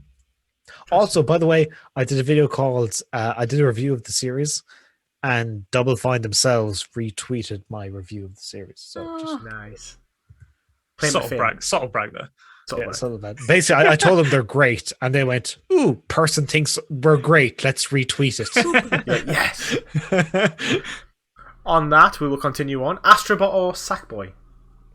Sackboy. Astrobot is kind of plain and devoid of. He has a bit of characteristics, but Sackboy is an absolute legend. Sackboy sold the PS3. Lucy is. Go on, Lucy. Go on. Well, no, I just hate Sackboy. got like an actual vendetta against the little dude. Can't stand him. Too floaty, too annoying. And he's got annoying. You haven't played it, I assume, yet. In the PS5 one, he has this really annoying child voice where he just goes ah every time he dies. And I looked in the controls to try and turn it off, but you couldn't turn it off. And I was like, it stopped me playing the game because I couldn't bear it. Yeah, I didn't know he talks. He doesn't talk. He just goes He should never mutter a single phrase. awful. Okay, I'm saying Sackboy for now, but I might rescind my opinion later. I think when you're trying to. Yeah. We'll do, Oh no, I was going to say, when you're trying to do the hard things and you hear that little annoying scream, oof, you want to strangle the little threaded bastard. We'll revisit this question when Adam's played the game. Yeah. I think Astrobot's like probably my favorite mascot ever. Yes. I think he's so adorable. He's not a mascot. He's a mascot platformer now. Mascot he is game. a mascot, and he has absolutely banging music. The game's music is out of this world. Yes. I literally listen to it like at least once a week. It's in my playlist. I'm like, so. Anyway, next question. Do you know how to play Yu-Gi-Oh? I do, yeah. I've actually got Yu-Gi-Oh cards. Yes. I've When got, did you stop playing? Are you up to date with like pendulums and XYZ summons and Not only do I synchros? absolutely adore Yu-Gi-Oh, I've watched the animated series. I rewatched it like a month ago. Those first 2 seasons are fucking brilliant. The island that they go on to, brilliant. Yeah, I agree. That's I've fantastic. got cards lined up, the Dark Magician, all that sort of stuff. Yu-Gi-Oh's class. Yes. Most people don't know how to play it. It's like, Lucy, do you know how to play Yu-Gi-Oh? No. It's very easy. A card has It's an easy. attack point and a defense point. That's You know, pretty much it. if yeah. my attack point is higher than yours, Like top beat you. trumps. Yeah, it's but top trumps. But you can play magic cards as well. It's kind of like, oh well, I boosted my magic, my monster's attack by 500. Oh, I've defended it. It's a bit more complicated now because like I summon this monster and it's like, well, I can now summon 19 more monsters, fusion these together, synchro these, stack these all up. It's more like, do you know, like Solitaire? It's more like Solitaire Yeah. and Top Trumps combined now. It's kind of like Pokemon, the trading game. But yeah, but It's a bit more complex. someone told me, It's like a mix between Pokemon and Magic the Gathering, yeah, where Pokemon is simple, Magic the Gathering is extremely complex. Like Yu-Gi-Oh kind of sits in the middle because it kind of gets elements from both. I do know how to play Yu-Gi-Oh. I just need to revisit, re-educate. revisit It's- again. it's I've not fun played though, it in as in- years. I would highly recommend anybody watch the second episode of the first season where Yu-Gi-Oh summons Exodia. Oh, it's, And it's this ultimate moment where he lines up all the cards perfectly and he obliterates. It's it's like quality. the animated series is so much fun. That's where the phrase "heart of the cards" comes from. Because you literally, like, Exactly, Yugi will be losing every duel. You'll have, like, no cards left. And you just go, and you believe in heart of the cards, and you just pull out, like, an instant win card every single time. yeah, like, it's so I'm funny. so glad I got this from my grandfather 2 years ago, and he gave it to me and said, only use it when I really have to, and now's this time. So, here we go, and it's like, every single episode's like, Yugi, well done, mate. That's it. Like it builds 22 minutes of Yugi getting his ass kicked, and he's like, "I must believe in the heart of the cards." And then he puts his fingers down and pulls out an instant win card. And then his 4 friends would be the back on the side, like Tristan and Trinity, be like, we believe they're in you, like, Yugi, you "Woo!" can do it. He's like, I have my friends, and I have the heart of the cards. I have the heart of the cards. And it's this great thing where, like, when he puts his fingers down, he always like it's 2 fingers, like, Always. and it's like slow motion, and it doubles back, so it's like, doom. And he pulls out this card. It's like instant win. 10th Main time in a character- row. Main character It's plot armor brilliant. 101. Yugi is literally wearing like 55 plot armor. So you can barely move, he's got so much armor on. Okay. Oh well, you've maybe already answered this, but next question is Uncharted or The Last of Us? Which Uncharted? Just in general. You know what, these might as well just apply to both of you, so I'll let you both answer these. Uncharted series, Last of Us game. Uncharted. Uncharted. Okay. Lucy, we weren't talking to you. I'm just extending it now, because I feel like might as well. We've been talking like for like 30 minutes on this quiz, so might as well just keep it going. So this now applies to both of you now for the last couple of questions. South Park or Family Guy? Oh, South Park, duh. Neither. Neither. Okay. Tom Holland or Tobey Maguire? Tobey Maguire. Wire. Yes, I agree. Favorite action film of all time?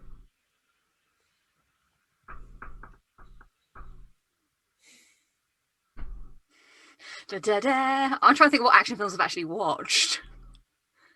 Action is subjective, to be fair. I'm going to just go for whatever's come to my mind first, which was Taken. Does that count? Yeah. I do quite enjoy Taken. The one that came in my head was Predator, and that is a good film. Predator 1. Yeah, because it's recent. I'm doing an episode about Alien Isolation, so I went back and rewatched the Alien movies, and fucking the first Alien. I don't know if it's an action movie. Yeah, it's kind of a thriller, isn't it? But I'll let you have it. What about Jurassic Park? Does that count? I love Jurassic Park. Yeah. Yeah, it's got to be an action movie. What else would it fall under? Kind of a thriller as well, isn't it? Jurassic Park 1 and 2 and 3 are good. To be fair, all 3 of them are good. I got one. Bad Boys 2. Yes! That's a fucking great action movie. Banger. That is fun. That is iconic. So good. Oh, actually, Boom. I can quote that whole movie right now. great film. The scene at the door with the daughter's boyfriend, or the boy that's meant to take the daughter out. Yeah, and he's like standing there, he's like 6'3", and he's like, "Oh, I'm here to take a daughter out," and Will Smith is like drinking, I don't know, whiskey out of a bottle. It's like, damn, you look 30. Throwing a gun around. Have you ever kissed a man? No, you want to. Yeah, you ever made love to a man? That's no, it. You want to? Well, on that, the next question is, what is a movie quote that you say on the regular? The only ones who interest me are the mad ones. Mad to live, mad to breathe. Those who never say a complex thing or sigh, but burn, burn, burn like Roman candles in the night. That's a hell of a quote. Damn. Where's it from? On the Road. A novel written by Jack Kerouac. I think I put on Lucy's thing with the book. And there was a movie made about it. And that was the quote. It was the idea that... So Jack Kerouac was a writer in America in the 1930s, 40s, 50s. And his thing was that, like, ordinary people don't interest me. Like, it's the, again, the quote is the mad ones, the ones who never say a complex thing, but burn, burn, burn. So yeah, that's my quote. Very deep. Lucy, how are you going to top that? That was very deep. Mine was like, down with this sort of thing from Father Ted. Easy now. Yeah, Lewis plays the audience of an Irish person. Stop pandering, Lewis. I watch Father Ted like at least once a year. Father Ted is amazing. Careful now. I guess mine would be Doctor Who. I quote that all the time. But to think of one, I guess I always, whenever I come up against something that's going to be a bit tricky, I'm like, this is going to be a tricky one. And then in my head, I hear the into the title sequence. I often say as well, if someone says something stupid or we're going to be doing something terrible, I often quote Anakin Skywalker and say, "This is where the fun begins," which is a reference from Star Wars Episode 3. Which you've never watched. Which Lucy hasn't watched, but No. I'm sure the audience will appreciate it. Or, we've been here before. We're going in circles, which is a Lord of the Rings reference. What about I hate sand? I love that one as well. Or just I hate them when he's talking about the Tuskens. He's like, I hate them. I will say, On the Road, the movie, watch it. It's fucking brilliant. Bevy up with a few drinks and a bunch of popcorn and be transported to the hitchhiking world of America in 1950s. That does actually sound very, very tempting to watch. Also, the soundtrack was done by Gustavo, who also does the soundtrack for The Last of Us. Oh, no cool. way. Damn. When did the film come out? 2013 or something? Not that old then. I'm going to pick a few of these questions to go through now because we've got like there's quite a few and we're running out of time. So, Devil May Cry or Resident Evil? I'd say Resident Evil. Devil May Cry has been inconsistent, although it's coming on strong in the past couple of years. DMC. Lucy? Resident Evil. I've not played Devil May Cry. Resident Evil 4 and Devil May Cry 4 and 5 are brilliant games. Highly recommend. Name a game that you think everybody should play at least once. Oxenfree. You've spoke about that a lot. It's the one game I talk about all the time, but I've never made a video about. Oxenfree is a bunch of teenagers go to an island and spooky stuff happens. Great soundtrack, fantastic visuals. Is that the one that's got like dialogue Radiation options. meter. A what? Radiation meter. That's Fallout, Joel. No, you Ah. tune into sound waves, radio waves. Oh, I thought it was a. I've never played it. I thought it was a radiation meter. You should. It's a 4-hour game. You can do it in one evening. It's there are certain points throughout the game where you will kind of go, what the fuck is happening? It's this like it kind of takes you back in a way only a video game could. A movie couldn't do this to you, but a video game can. Play it Oxenfree. Oxenfree. It is on my backlog, which is extremely long, which Never I'll ending. probably never get to the end of. Lucy? Guess I'm going to sound like a broken record and say Uncharted 2, but if you're like just Uncharted. curious about video games, I would say maybe just someone drop you into the world of Red Dead 2 and just mosey about, because I think that'd be amazing for someone to just like explore the Red Dead 2 world. Joel, what would you say? I don't know if I asked you this last week, but Uh, I mean, I'm going to say Spider-Man because I think it's just one of the best looking games on PlayStation 4. Or Ghost of Tsushima. It's like such a beautiful game. I'd put Spider-Man above Ghost of Tsushima. Yeah, but if you're just playing the story, both of them got such good stories. Both great games. Yeah, but Spider-Man. Spider-Man's good. And swinging. You can't beat swinging. Yeah, it's awesome, to be fair. I mean, the traversal in Ghost of Tsushima is just riding a horse. It's nice, and he touches the flowers and whatnot when you go through fields and stuff. But Yeah. he's not swinging through New York, is he? I have a Spider-Man question. May Go I on. ask the Spider-Man oracles? Hello, Spider-Man Oracle. Hello. I have Hello, a question. Hey, a big fan of you and Spider-Man. I just have a question that I'd really like to ask you. I listened to a lot of panels, and there was a great question.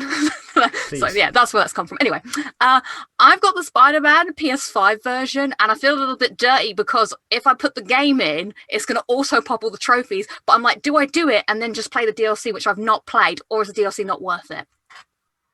DLC is pretty good. It's not as good as the main game. I would say it's probably worth playing. And it's only about 10 hours.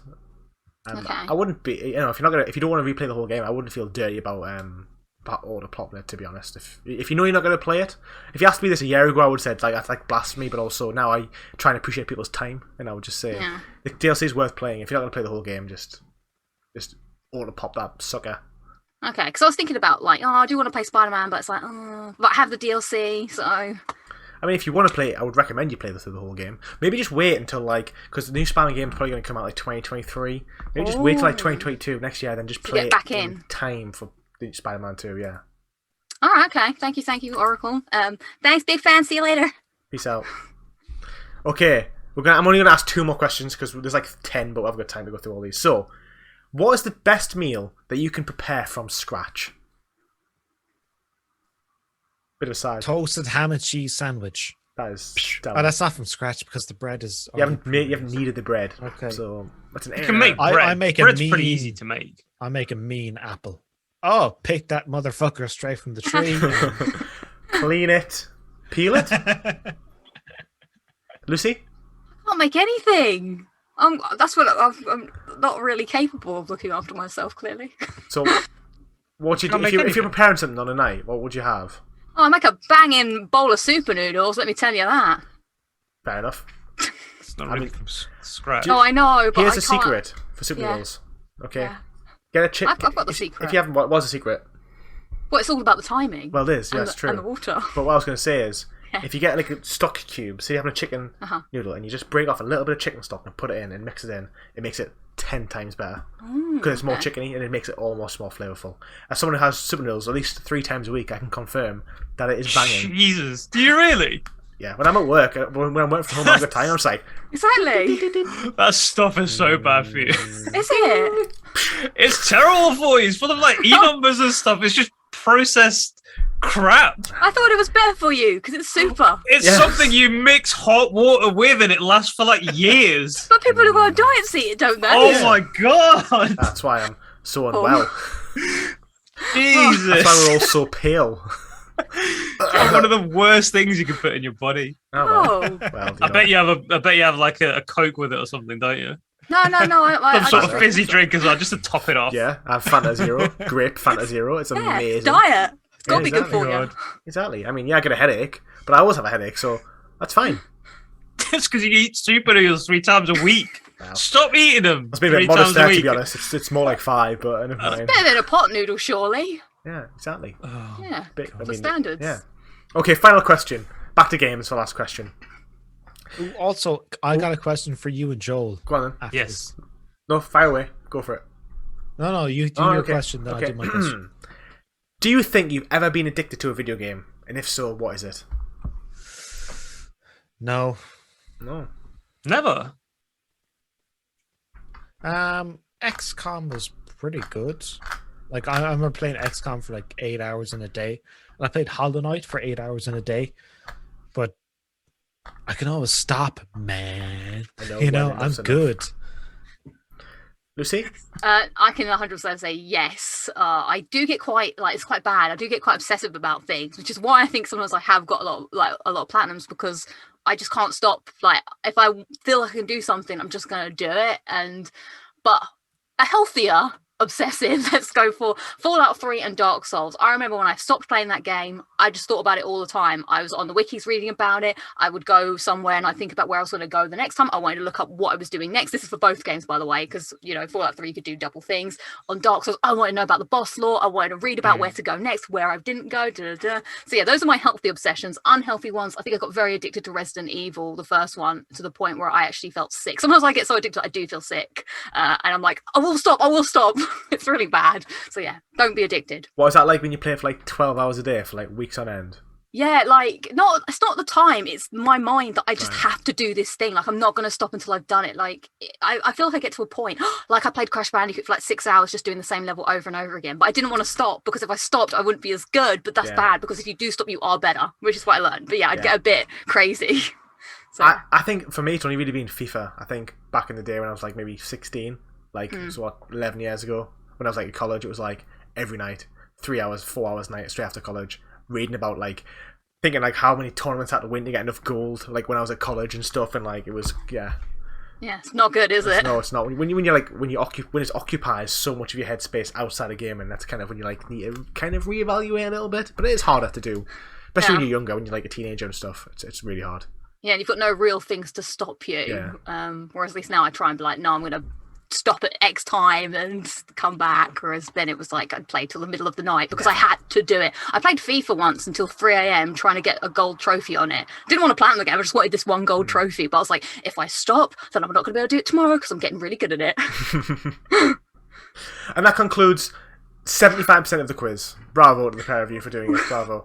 And a few tangents. Now, Adam, do you have a final question for myself and Joel? Yes, I have an either-or question for yourself and Joel, because you have an anime podcast, but I don't think you've got anime knowledge. Oh, probably right.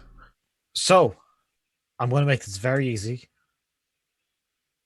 Spirited Away or Princess Mononoke? Joel, do you want to take this one? I watched Spirited Away years ago. Isn't Princess, what's she called again? Mononoke. Isn't she in Spirited Away?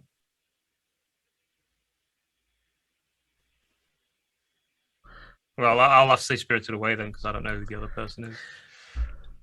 I'm going to say neither, because I don't know that. I don't know either of those are. And I feel like, just to clarify, to defend myself, which Joel can't defend himself, I am the rookie on the anime podcast. I am the rookie podcaster who doesn't only watch a handful of anime, so...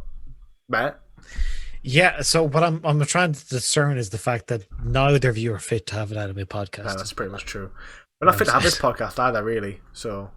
No, but in all seriousness, I know you're kind of more into the anime series. I would recommend, Studio Ghibli is the obvious, Hayao Miyazaki's Spirited Away, all those sort of stuff. And then Satoshi Kon's Perfect Blue, definitely perfect. Folks, Perfect Blue, you watch that and you kind of lose your fucking mind because you start questioning what is real and what is not, which is the exact same expressions the main character goes through. It is wild. So again, I know you like the anime series, but I would encourage you to give the anime movies a chance. Summer Wars, also excellent. There's heaps of shit. To be fair, Joe, we did say that to make our podcast easier to make, we're going to start watching some films because, Naruto was a 250 hours time sink and we could just watch. Yeah, if you do a Spirited Away episode, bring me on. I'll go on for any Studio Ghibli movie, any Satoshi Kon movie. I'm there because Write it I've down. watched them multiple times. Spirit of the way. Yeah, Studio Ghibli is top notch. Okay, so The on art that, is just no, go on. beautiful. Sorry, Joe. I was saying Studio Ghibli, the art is just. Have you ever played Ni no Kuni? Seen it. Only because it was the cutscenes were done by Ghibli.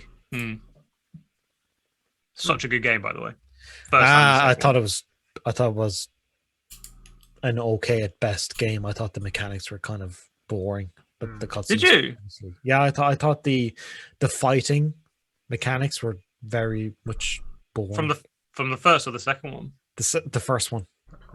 I I thought the one. actual initial setup of the story, the fact that you're playing as a 10-year-old boy whose mother was killed, some dark shit. I was like, Jesus Christ. Family shit. Froze you in there.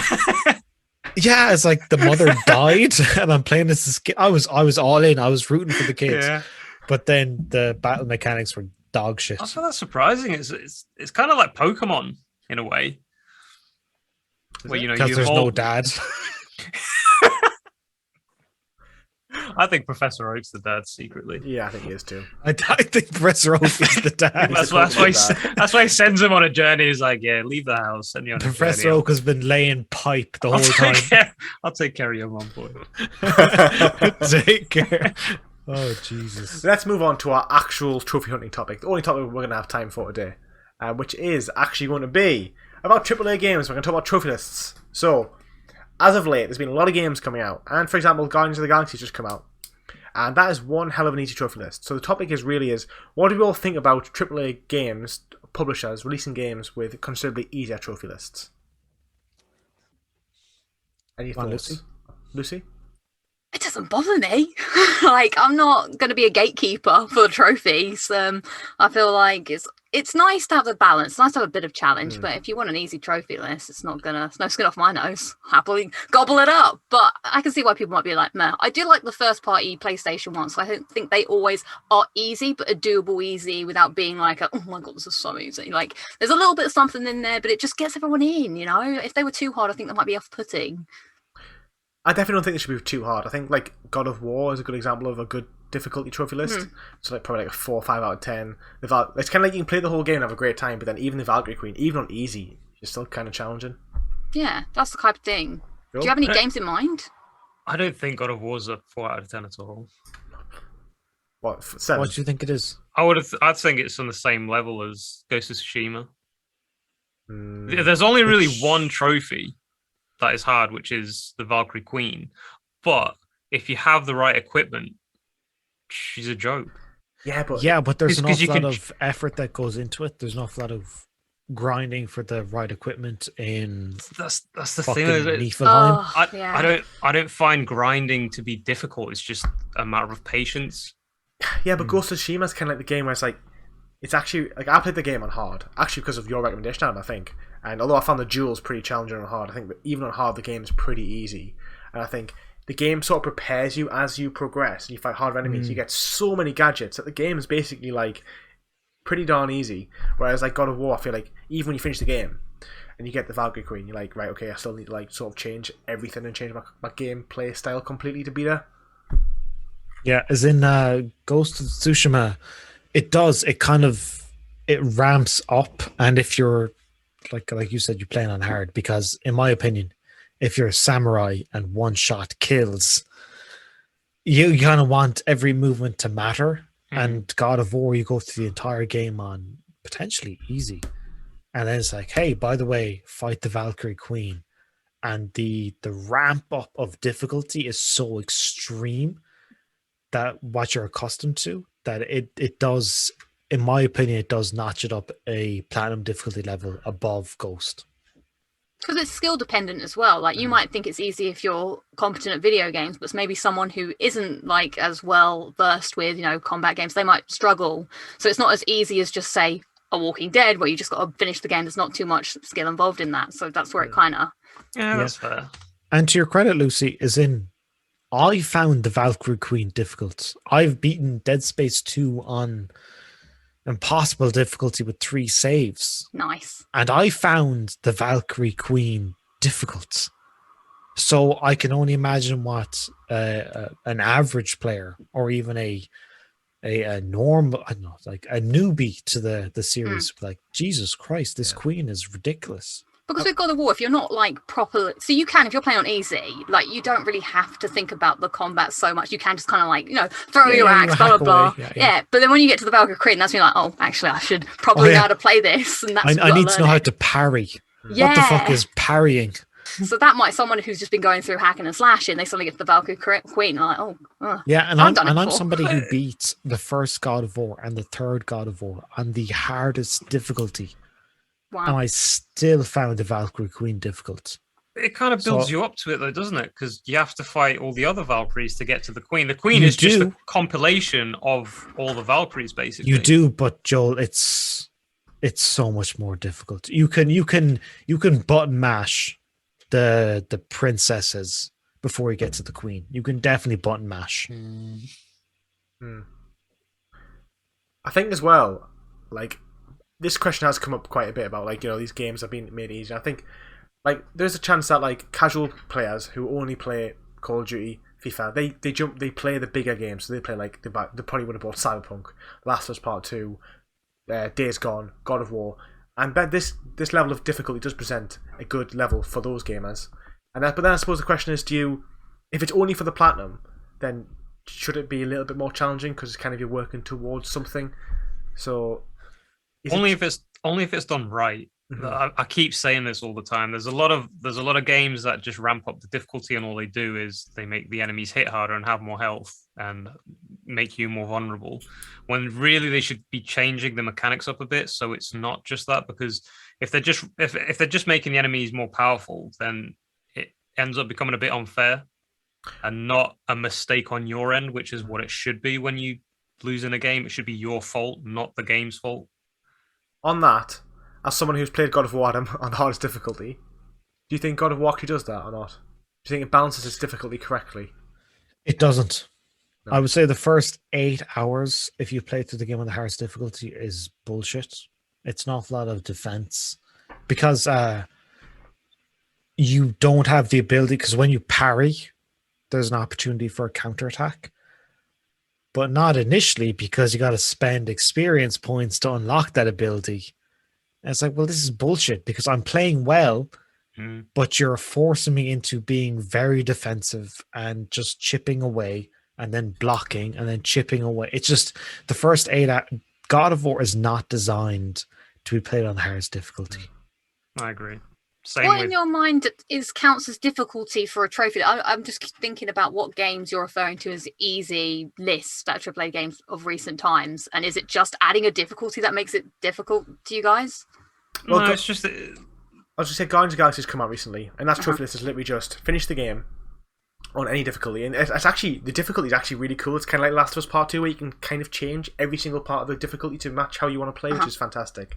And then on top of that, it's like I think it's like a handful of combat trophies, and then only get 60% of collectibles, which is decent, and that's it. So you can pretty much play through the whole game just the once with the collectible guide, and maybe not even a guide, and get the Platinum trophy. So that is an easy game, especially considering you can play it on easy and make yourself basically invincible. Adam's off to get a drink. Yes, indeed.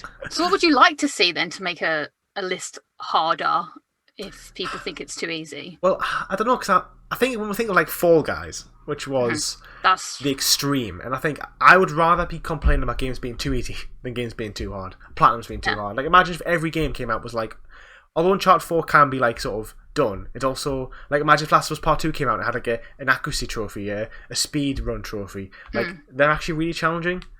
So I think I'd rather be on a little bit on the easier end than the harder end. Again, though, it's the balance, though, isn't it? Because like what you're talking about now is comparing like Spider-Man to Devil May Cry. Yeah.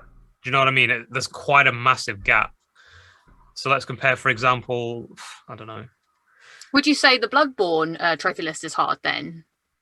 Only it's tedious. No, I think I wouldn't say it's hard. Disagree. It's skill based again. But it's not though. But that's the game though, because the trophies themselves is beat this boss, beat this boss, beat this boss, beat this boss, beat this boss, get this item, beat this boss, beat this boss, beat this boss. There's only like one missable, which was the Chalice Dungeons, man. Exactly. That's the tedious. That's the hard trophy. It's just the one trophy, because the rest of the list is you just play the game. If you play the game normally, you're going to get most of those trophies. Skill based is the game. I have a real problem with trophy lists that are not clear, and I think I've only played a couple of games where I haven't had an absolute clue what I was doing or how I was going to earn these trophies. And I think Hades is one of them, and so is Bloodborne. I think if you look at the trophy list, you look at it and just think, what on earth do I have to do these things? I think, especially with the umbilical cords, like how on earth were you supposed to know that you had to do this certain thing and to give it to a certain person and kill them to get a spare cord? It's like, what? And then there's that thing where you have to like go down the elevator and get like kill that thing. Oh, the living the Mensis brain or whatever. You had to get the living string. Oh, Ebrietus. There's no way without a guide anybody would know how to do that. It's the big eyebally thing. You need his thing to go and do the Yharnam Queen. But that's part of the game itself, isn't it? Because the thing is, you have to really read everything in Bloodborne to understand the lore. And those trophies, your requirements are tied to the lore. It's just part of the whole game. Do you know what I mean? It's just the way they've done the game of being so mysterious. And I mean, I love the game. I do love that. You have to really concentrate. They've kind of implemented that onto the trophy list as well. The problem with that is we're just talking about Bloodborne, by the way, Adam. The problem with that is if guides didn't exist, Bloodborne would probably be a 10 out of 10 then, because the amount of actual investigation and reading and time you have to spend on actually learning where everything is, if without the internet, it would be just very difficult. Yeah, I think you're correct. There's one thing about umbilical cords. Yes. Like Adam said that, how would you know where they are? Who the fuck is going on? Like, what? Speak to this woman 19 times, give her this, and then just kill her. All right. Let her die. Let her die, whatever. It's like, what? Yeah, so I just think it's an interesting topic in terms of what kind of difficulty people want out of a trophy list. Are they trying to be like, we want to make sure that they're sacred, the platinums, because they're hard. The main thing I'm thinking is, like, if you're going to put like a difficulty-based trophy, then make the difficulty fair. Like, I keep saying it all the time, The Witcher does this perfectly. The Witcher, in Deathmarch, it's not hard if you do the job of a Witcher, which is research what you need to do, prepare. You will get through the game. That was the main difference between playing it the first time and the second time. Is the first time I went into Deathmarch, I just hack and slash, that's all I thought, and I just got destroyed by the first few little beasts when you wake up after that dream. And then the second time, you actually research what their weaknesses are, what oils you need to use, and what potions you need to use to make yourself stronger against them. And it just became a lot easier, and it became a lot more fun as well, because you're literally doing the job of a Witcher. Whilst games that, for example, God of War, it's just boring. You just play safe all the time, and you don't want to play a game safe all the time. You don't want to be there for 20 minutes hacking away at this minor thing's health, which you should really be killing like 2-3 blows. If you had, like, let's say the counter didn't cost anything later on, it would make the game a lot more enjoyable, and you could build your skill up as well. Same with Jedi Fallen Order. That does a really good job of making the harder difficulty fun, because it just makes the parry window smaller. So if you master the parry, the game becomes fun again. Yeah. Do you know what I mean? That learning curve of you getting better at the game, and not just the game just being unfair and just giving you no health whatsoever. I just think, for myself, I think a trophy list, a platinum should just involve some challenge. It doesn't have to be the biggest challenge of all time, but you should finish the game, and there should be something else you have to do to earn the platinum trophy. So, like, for example, and it shouldn't just be collectibles. It shouldn't just be, okay, play the game and do collectibles. It should be play the game, do collectibles, and then, well, maybe not even collectibles, do the game, and then maybe play the game in a certain way. So, like Dead Space is play the game with only one weapon, or play the game on hardest difficulty, or speedrun the game. It should be something else that actually you have to do some sort of skill mastery to achieve. It doesn't have to be, like, incredibly hard. Like, for example, like Horizon Zero Dawn and Spider-Man, although I'm not a massive fan of extra DLC, they both have the DLC for New Game Plus, which is on the hardest difficulty. So it's kind of like, to get the 100%, you've got to do it on the hardest difficulty. The same with Last of Us Part 2, which had the Ground Mode DLC. Like, I just think it needs that little bit extra. I'm a fan of the thing as the DLC. Did you play Batman, the Batman games? Yes. But what did you think of the challenge modes? Because I felt that was a good. I thought it was a good list actually. Like They you were do a have to do. joke. I think Well- Arkham In Arkham City, the I've enjoyed Asylum. campaigns. Oh, there's so many. It's like a the 72 medals or campaigns were something. an Yeah. absolute joke. I Now, think is that hard or is that just tediously long in your book? It's a bit of both because you have handicaps as well. So not So only does- are the yeah. enemies hard on the harder campaigns, but you're also handicapped. So does that rank as a harder platinum then? Because even though it's tedious, there's challenge and there's skill involved. I'm just curious. I think it's fascinating. But that's kind of okay. That's a good example of a game. So Batman on New Game Plus is fun because you have to be more aware of things because the counter button doesn't appear on the enemies. Mhm. So you have to kind of look at their movements. That was fun to figure out. Hard, but once you get the hang of it, it just feels natural. But then the campaigns, because you have the handicaps, and sometimes the enemies spot you and sometimes they track you and then sometimes they don't. I thought that was a bit unfair. Plus you've only had 3 retries, which fine. If they wanted to do the retries, fine. But don't give a handicap like you can't knock out a certain coloured enemy. But that's the difficulty that you Yeah. want, is it not? No, because it's not fair, is it? That's the thing. That's the of the balance. challenge. But yeah, but the challenge to be fun has to be fair, or else what's the point? Oh no, you wanted a harder list with this AAA games. I'm playing devil's advocate know. here. I think I've only played Arkham Asylum for the platinum, and I think Arkham Asylum is a great trophy list. I think, other than Yeah. Riddler collectibles, if you just look at the challenge maps, I think it presents a really, really good challenge. Because I remember when I played the first, like the combat ones, I was like, I can't do this. I was like, I won't be able to do it. And then I played it for like maybe 8 hours, and then I was flinging through them. I wasn't getting hit, and it's just like you actually have to master the combat. You have to do everything that Batman has in his arsenal. You know, the batarangs, the grapple, the jumps, the takedowns. You have to do literally everything without being hit once. And I think that when you do it, you're like, damn, I've actually achieved something here. However, the stealth ones I think were a bit maybe unfair or a bit frustrating. I think that will put people off, which may make it harder in terms of how many people actually want to put the effort in to get better at those type of skills. And can I ask you, do you know the way you mentioned earlier about The Last of Us Part 2 having the difficulty, beat the Game of Hearts difficulty as a part of a separate to the Platinum? What do you think about the idea of having, this is something I'm pushing for, I'm going to rampage developers, studios, and try and put this into practice, having collectibles separate from the Platinum list. What do you think about that? I just don't think there should be collectible trophies, to be honest. Or if there is, there should only be for collecting like a handful. So I wouldn't be opposed to it, but then it's kind of a slippery slope where they just start taking everything out. Or you take multiplayer out as well. Oh, I'm on board. Multiplayer should not be part of the Platinum, in my opinion, because I agree with what the main thing is that if you got multiplayer, at a certain point the server shut down and your Platinum is like Resistance 2 or 3. It's a You valid can't get point. the Platinum because of the online stuff. Every single FIFA on my list. Yeah. I mean, yeah, that's valid. I think, yeah, unless it's a multiplayer only game, then you kind of have to, don't you?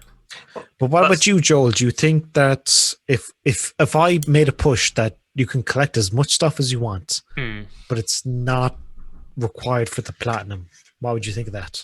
It would make getting the Platinum a lot less tedious, because I don't mind collectibles if they have a purpose. Like if you collect a certain amount of things in order to get something, not a trophy, something that is within the game. Yeah, like or if it's like for an Easter egg, like Spider-Man does it well. You get to the backpacks, you have a little Easter egg of what it is like from that universe. But just mindlessly collecting things that have no value is just tedious as hell. Yeah. For example, God of War has one of the worst collectibles. Yep. 347. The ravens especially. Yep. And you don't even have a tracker on these ravens. Nope. The amount of times I had to go through every single area because I could not find one fucking raven. The amount of time that took was just frustrating, and it's tedious, and it made me kind of like despise the game a little bit. Of why would the developers think this is a good idea? Like, at least give you a tracker of where you can find them if you're missing one or two. And then yourself, Lucy, what do you think about the idea of, if I was head honcho of all things trophies, I would separate collectibles? I feel like, I don't know, I feel like collectibles are a part of the game, but I don't think there should be 370 whatever. I think there should be more of a cap. I'd say, Mr. Head Honcho of Trophies, you should make collectibles a cap of at least no more than 150, and then that way it's a bit more. 100. I was thinking 10, Lucy. Yeah. This is Jesus. I feel like a platinum is also 100. like. Fuck Well, you. yeah. Well, it's also a state of like dedication to the game, in my opinion. Like, I think you're taking out too much. Like, I don't think difficulty is the only factor in a platinum list. I think the collectibles are The part grind. of it. Yeah, because I know Yeah. you spoke about the idea that you used to have, I think you said Collectible Sunday. Yeah, or something like collectible that. Sunday. Stick a podcast on, some music, and just I don't have the energy or the mindset to play something difficult today. Do you know what? I'm just gonna chill and get some collectibles. Keeps the mind going, but keeps the brain doing something else. It's double tasking for the win. Yeah. Get Lucy has lots of sold us all on collectibles. Yeah, 100 Yeah, collectibles podcast, max. bitches. Duh. 100 collectibles per hour of gameplay, please. Yeah, no more than 100. That's my out. And also Isn't- for multiplayer, no more than level 50. I'm out at 50. Isn't collectibles just like grinding? It is. If they It's serve a purpose in exactly- the game, it's fine. It's exactly the same as grinding. You're pointlessly going around over and over and over again getting these things that have no value. At It least depends. with grinding, you're grinding for a reason. You're either getting stronger to defeat a boss, or you're either grinding to get some sort of material, or you're either grinding to get a spell. I'd rather collect collectibles than grind. That's my Oh, that's my stance.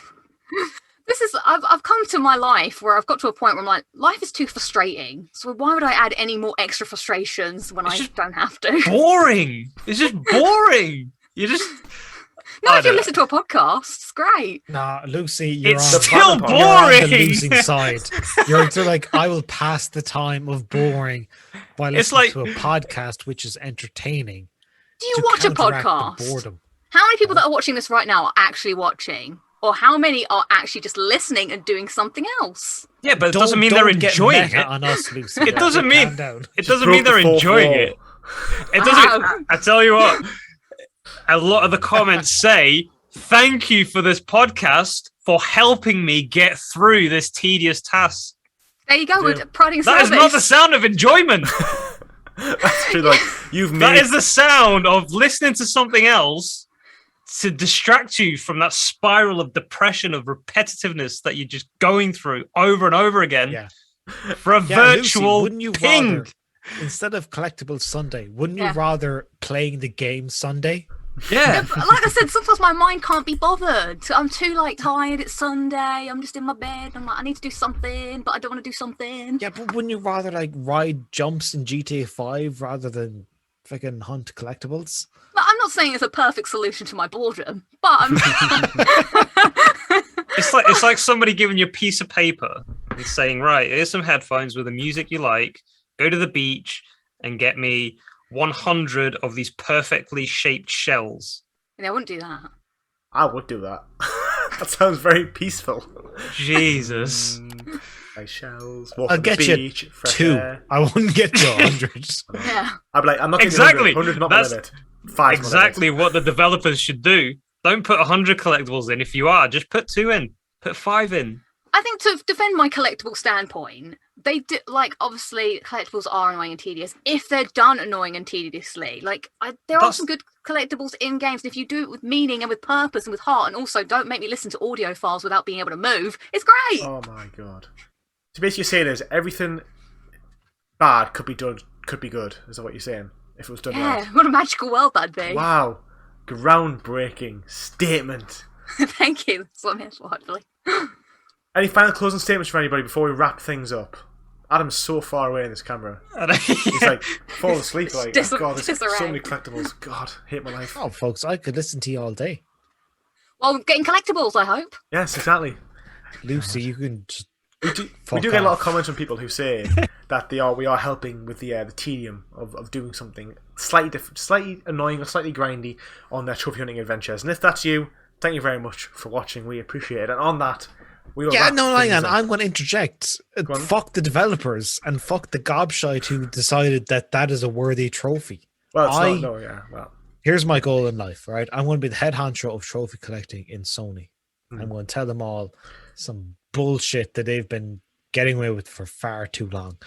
There shall be no trophies tied to collecting. You can have collectibles in your game. Excuse me, Adam, this is Jim Ryan here. I think we do need some collectibles in the game, a minimum of 20.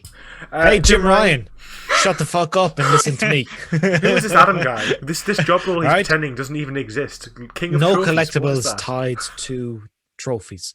You can have difficulty levels. You can have trophies tied to the difficulty levels, but they are separate from the platinum because some folks are too goddamn busy to beat the game with the hardest difficulty.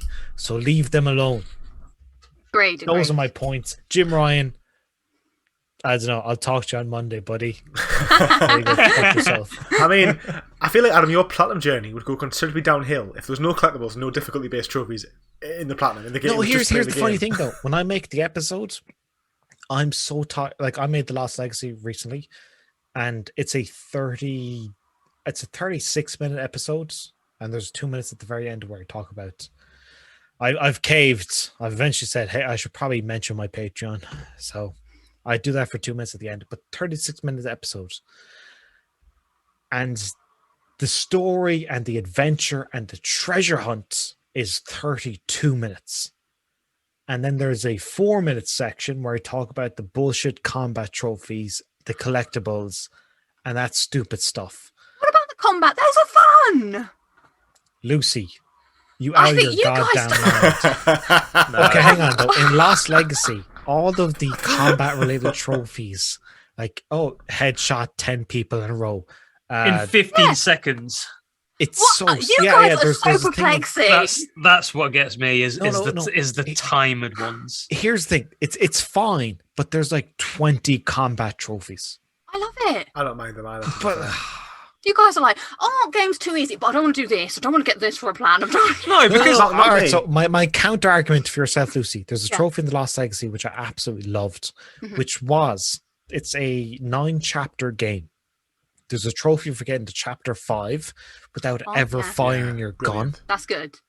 That's fantastic. It encourages you to play the game in a way you would not have done so. Much like those Resident Evil games, like, hey, play the game without using the item box or stuff like that. That's a great trophy. Stuff where I don't have to consult a guide. I don't have to put the parameters favorably in terms of myself. Like, hey, pick an encounter, do this, do that. Bullshit. Lucy, I'm on the side of like combat trophies are fine, but make them worthwhile. I had a great time getting those. Well, you're a masochist. I don't know. I was like, what am I going to do today? Jump in. Let's see if I can get this one. I used to try and do it myself, see if I could do it without a guide, first and foremost. I mean, I will shout and I will interject and say that trophy on Uncharted where you have to like get somebody within the brink of being like one punch kill. And you have to kill like 10 people in a row or something. And one of the Uncharted. Yeah, you have to shoot them and then kill them in one punch. That was just so annoying. You do it on chapter 4, the dig. Simples. Didn't mean I want to do it though. Farming for example, Uncharted 4 has one where you have to kill 20 enemies from being like hung from the top of whatever. Yeah. You can literally only do that in one section of the whole game. So you're constantly replaying the whole section over and over and over again. How is that fun?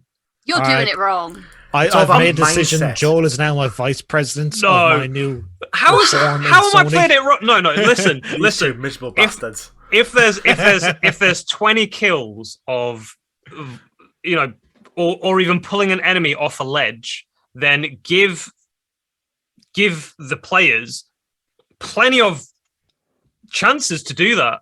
But they give you one chance in the whole game to do it, and you have to do 20 kills. 20 kills. I think you have to play the game a lot, to be fair. Yeah, you get it in your multiple playthroughs. Yeah. Nobody's going to play that game 20 times from start to finish. But she has. 20 times from start to finish. Maybe not on Uncharted 4, but I just think you guys have been a bit stuck in the mud on this. Like, you've got to... What do you want? Just complete the game.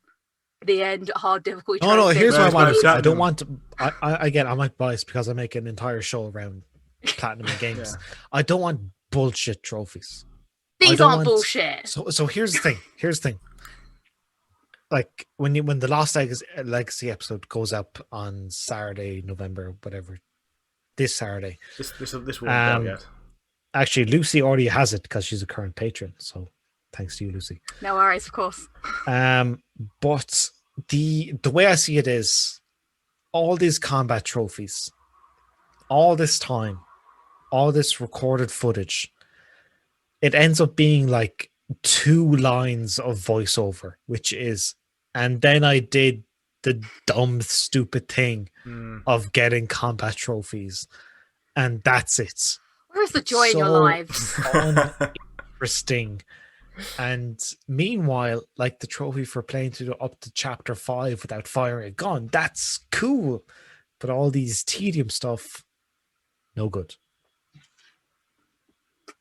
All right. Well, I hear your point, and I disagree. No, Lucy, I actually do like the fact that you disagree.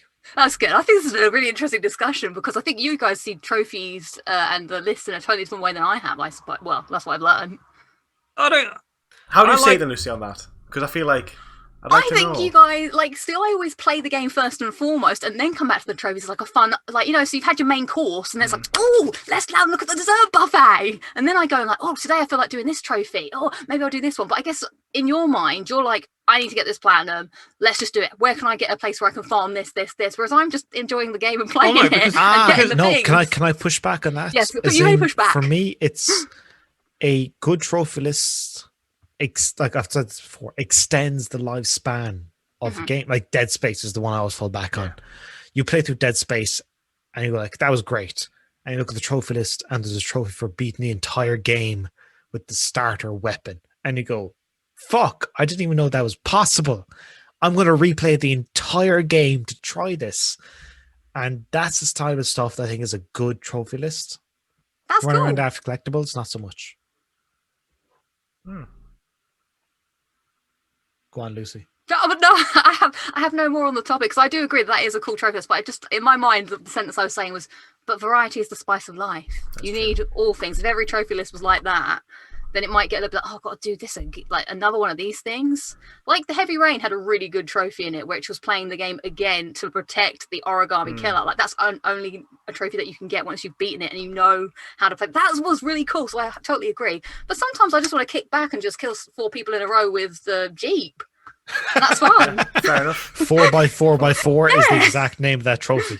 I suppose what you're saying then, Lucy, kind of how I've understood that is that really when we are playing games, we should be playing a variety of games, and when we're trophy hunting, we should be making sure that we're playing a variety of games. Because if you just platinumed Uncharted 1 through 4 straight off the belt, other games, that some of the trophies in them will become very, very tiresome. Whereas if you did Uncharted, Heavy Rain, a bit of Spider-Man, maybe Ratchet and Clank, and then you came back to Uncharted 2, you would enjoy it considerably more because you got all that variation, and trophy lists can be repetitive. Like RPGs is a perfect example because I burnt out on RPGs for literally years. I think after Skyrim came out in 2011, I went through this phase where I just didn't touch an RPG for like 6 years because I was just so sick of the length of the trophy lists and what's actually required, and they're all quite similar.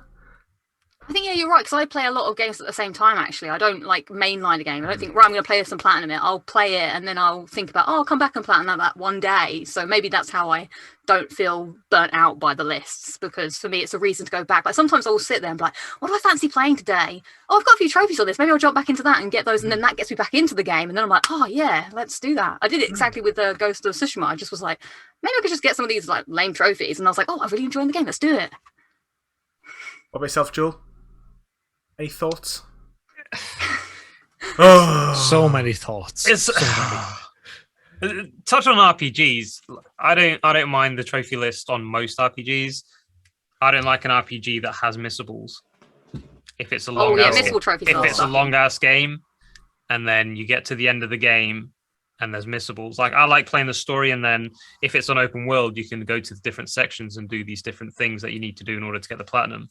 Missable trophies are a nightmare because you're either going to spoil yourself to know what the missables are, or you're going to play through the whole game 100 hours and then have to replay the game 100 hours, or maybe 50 if it's just half the game. But still, I think it's a kind of a kick in the teeth, and it's a double. It's not even a double-edged sword. It's just it's just a black pit. Yeah, like That is Fallout a bad 4 trophy. has trophies for which are missable, depending on the endings, and they're okay because you can kind of like get it to a save point and then just sort of bash them out for 5 hours. But still, it's kind of not great.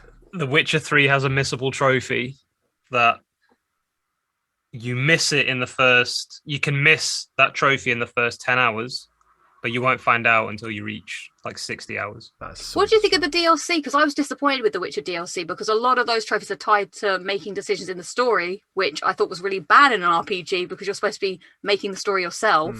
But then I found out, I was like, oh, you should have done this. You should have chosen that. And I was like, what kind of trophies are this? With the DLC? Yeah, Blood and Stone, it was like, make sure you buy all the auction pieces in the house. And I was like, I didn't know I had to do that. Why are you forcing me to play a game where I'm supposed to choose? You're forcing me to pick certain things to do. Yeah, it's an example with one of the missables, isn't it? I think that's the best. If you don't know about it. But I thought it was bad for a game where you're supposed to choose how you want to play it. I think that's the best point, Lucy, to be fair. That it's a role-playing game. I should be able to earn all the trophies and play the game the way I want to play it. I shouldn't have to play a game in a certain way. Because I think, like, it's when you have the light and the dark balances as well. On games like Mass Effect has it where sometimes you feel like it makes you. I don't know if Mass Effect has trophies tied to light and dark, but some games make you make the bad decisions and make you make the good decisions. Sometimes like, well, this is the right decision I want to make, but if I make it, I'm gonna have to replay the entire game again, another 70-hour game again, just so I can play it the way I want to play it. Infamous did that as well. Infamous, I feel like you just play good or bad. There's no in between. You've just got to commit. The thing is, or save everybody. There's no in between.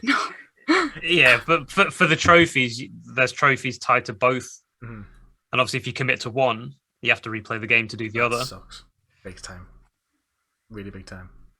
Dante's Inferno did the same thing. Bloodborne does the same, to be fair, unless you scum save. I'm talking about potentially good trophy lists and about how some trophies encourage different playthroughs. I know I mentioned it before, but I'm going to mention it again. Oxenfree. So every single, like, a character talks to you and you got 3 dialogue options. Like, it kind of spurts over the character's heads and you can press triangle, square, circle, depending on which one you want to pick. There's a trophy for getting everybody to hate you. So you play through the entire game and be an absolute dickhead. Like, every time somebody's like, hey, anytime somebody shows some vulnerability, you just tell them to go fuck themselves. And it's this, I'm so sad. Quiet. yeah, it's like, shut the fuck up. Like, fuck yeah. I'm sad too. I miss my mum. Yeah, like sarcasm, antithesis. Oh no! It's this weird thing of you got to finish the game and everybody has to hate you. And it's one of those things of, you look at the trophy lists and you go, I've never. Because when we play any type of game that has us pick options, we always kind of play it as ourselves, and we are inherently nice people. We've some grounds like, I won't tolerate that, but I'm mostly nice. And then for a trophy to say, no, forget all that, be a dickhead, and see how it goes, and everyone will hate you by the end of the game, but you'll get a trophy. That's fine because it's. Did you say it was a 4-hour game? Yeah. So let's say you had a trophy for being like each of the personalities, like 3 different personalities. Still, it's 4 hours, so it's okay because it's not a massive time commitment. Yeah, and it's hilarious because like you play as like a main character. She's a girl. She's got this kind of stepbrother, and he's like, "Hey, can I talk to you about our parents?" And you can say, hey, yes, let's talk. Or you can say, hey, yes, I understand what you're feeling. Or you can say, go fuck yourself. And it's like, I want a big go fuck yourself. And it's just constant telling everybody to just stick it up their hole. And it's like, it's hilarious. It's a completely different game. That's a good change. But again, it's tolerable because it's such a short game. So you don't mind doing multiple playthroughs. In a game like, if the game's like 50 hours plus, and let's say you have to do 3 playthroughs, I think it just becomes tedious because you're just seeing the same things over and over again. Yes, you're going to see differences, but the main plot usually doesn't change. The main plot will always remain the same line. You're just going to have a little event here that may change, or a little dialogue here that may change, or maybe somebody dies on the way. But the main thing, the main story, you're always going to be looking at the main story. Yeah, fair enough. So, I mean, if they want to do that in a short game, that's absolutely fine because you have the time to go back. It's not a massive time commitment. You don't have to invest days and days and hours and hours. Once I saw the trophy and I went, damn, I'm going to spend an evening being an absolute raging bitch to everybody in this game. It's going to be so much fun. I mean, as I'm getting older, this is kind of a side tangent, but like, I generally feel like I never want to be the bad guy anymore. Like, when I was like a kid, I was like, oh, I would kill people for like, you know, for anything. I'd be like, yeah, you know, you look like you have 4 coins on you. That's worth your life. And now I'm like, someone's like, oh, thank you for saving my children. Here's your reward. I'm like, no, you take it, NPC. You don't matter. You're not real, but I can't take it off you. It's because you know consequences now. When you're a kid, you're like, I'll just do it. I don't care. I'm talking like 22. I was like, small family. They need the money. Not as much as I need it. I need a new sword. Whereas now I'm like, no, that's not the right thing to do. It'd take me a while to get there. I can still be a bit like that sometimes. GTA is my pastime is to just run people over on the sidewalk. Just, you know, I'm bored. I'm just driving. Then just out of nowhere, I just see a bunch of people and just mow through them. I mean, on Red Dead 2, I have been partial. Do you know when someone's like getting robbed on the side of the street and they're like, oh, thank you so much for saving me? I'm just like, you're not saved. I love kill them as well. I love the antagonize option in Red Dead Redemption. I just spend just hours antagonizing just random people just to see which ones would like try and fight and just point a gun. That's such a good sandbox game. They start running, boom, shoot them. Such a good game. I know we're running towards the end of this show, but I've got a question for all 3 of you. I would like to go around individually, if you wouldn't mind, before we end. Yeah, we'll make it the last question of the podcast. Yeah, it's about the future. Oh, crikey, here we go. No, 45 minutes. I'm scared. No. It's so I'll start with Lewis. As in a couple, like, what would you want to be the future of your channel, this podcast? What if all things go right? If all the stars align, what would be the perfect scenario? Blimey. Crikey, what a question. That's a very deep question. I love this podcast. And we haven't been doing it a lot recently just because me and Joel have had like some disalignments. And I would like to do it with just continue to have guests on. Maybe I would love to have like a perfect world, like Troy Baker to come on. Speak to Troy Baker, interview him about his like journey and stuff, like some actors who have been in games and listen to them, listen to their stories, as well as other YouTubers and stuff. In terms of the channel, I'm not really sure. I made YouTube because I wanted to have a platform to just be creative. I think that's why a lot of us all started, to have like an creative outlet. I'd be happy just as long as I'm enjoying making content in 5 years' time. I'll still be doing it in 5 years' time. I do believe that. Would I want to be full time? I don't know. Take or leave that. He was so profound. He was so honest. I was like, dude. Yeah. You cut off there. Oh, did I? Did you carry on talking? Yeah. Sorry. So you said after having Troy Baker as... I have been recording my whole bit because I'm recording my screen. So the answer is still there. So when the viewers are watching this, they'll see me, what I actually had to say. But we all frozen. And you all won't know what I said. So that's okay. Could you repeat it for myself and the folks? No, it's gone. So no, but serious. Troy Baker as a guest, and then for your channel as a whole, what would you like? So I was just saying, in a nutshell, because the viewers have already seen this, I just said that I'd like to be still making content in 5 years' time. I think we all made it we all made YouTube as a creative outlet to do something, and I think as long as I can continue doing that and having fun and just sharing my passion for gaming, I'm pretty happy. I don't think would I want to be a full-time career? Maybe in a perfect world, but I'm also happy just having it as a side and just sharing what I love. That's pretty cool. I'll pass the baton now. I'm rooting for you, Lewis. I'm seriously rooting for you. Thank you. And then yourself, Joel. GuyFarruski. I've watched a couple of your videos. Your editing style is fucking wild. Banging, isn't it? It's brilliant. I modeled a lot of my stuff off Joel. I don't know. I've never asked myself this. It's just I kind of just go with the flow. I've got like a plan of the content that I want to have. Like it's going to be sort of anime and trophy hunting because it's just 2 things that I like talking about. But I never set myself goals for some reason, just in case I always feel like if I fail, it's always going to be like it's going to hit harder. So I kind of usually just go with the flow. I'm just happy just meeting people. Like I would have never have met you, Lewis, Lucy, if I didn't do YouTube. It would just be I wouldn't have met any of you guys. I wouldn't have met. And could you imagine a life without knowing Lucy? What a sad, sad life that would be. The energy is just insane. Thanks. She's like one of the most energetic people I've ever met. But yeah, I'm just kind of going with the flow. I was lucky enough to meet Lewis, and I'm lucky enough that the podcast is doing so well. So it's always, I'm just sat here.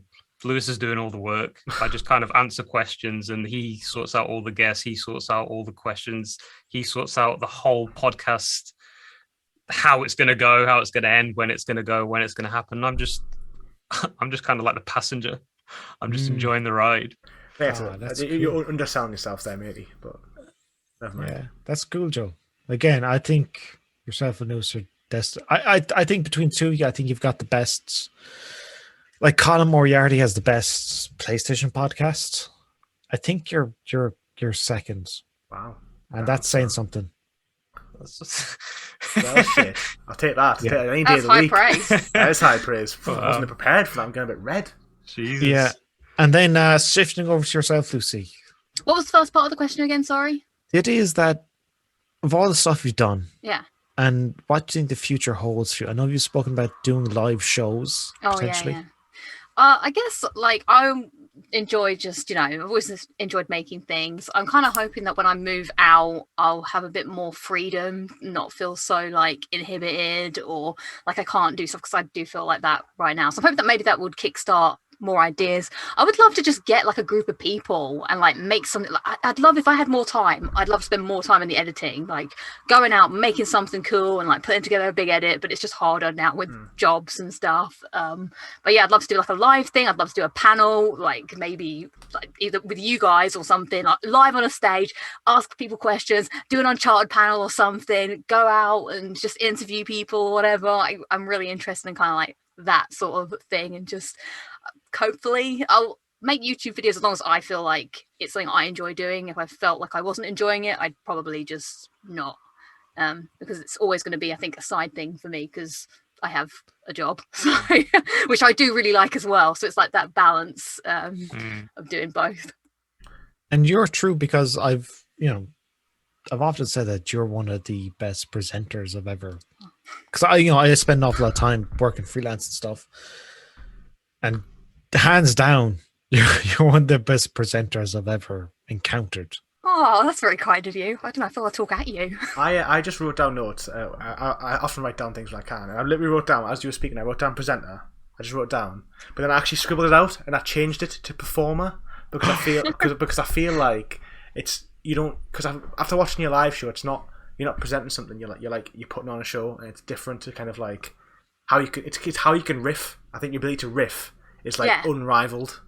I did base the show slightly off Ant and Dec's Saturday Night Takeaway, whereas those two putting on a show, but then you see the behind the scenes of them putting on the show, and they have to do things each week or do a task or something. That's kind of how it came to be.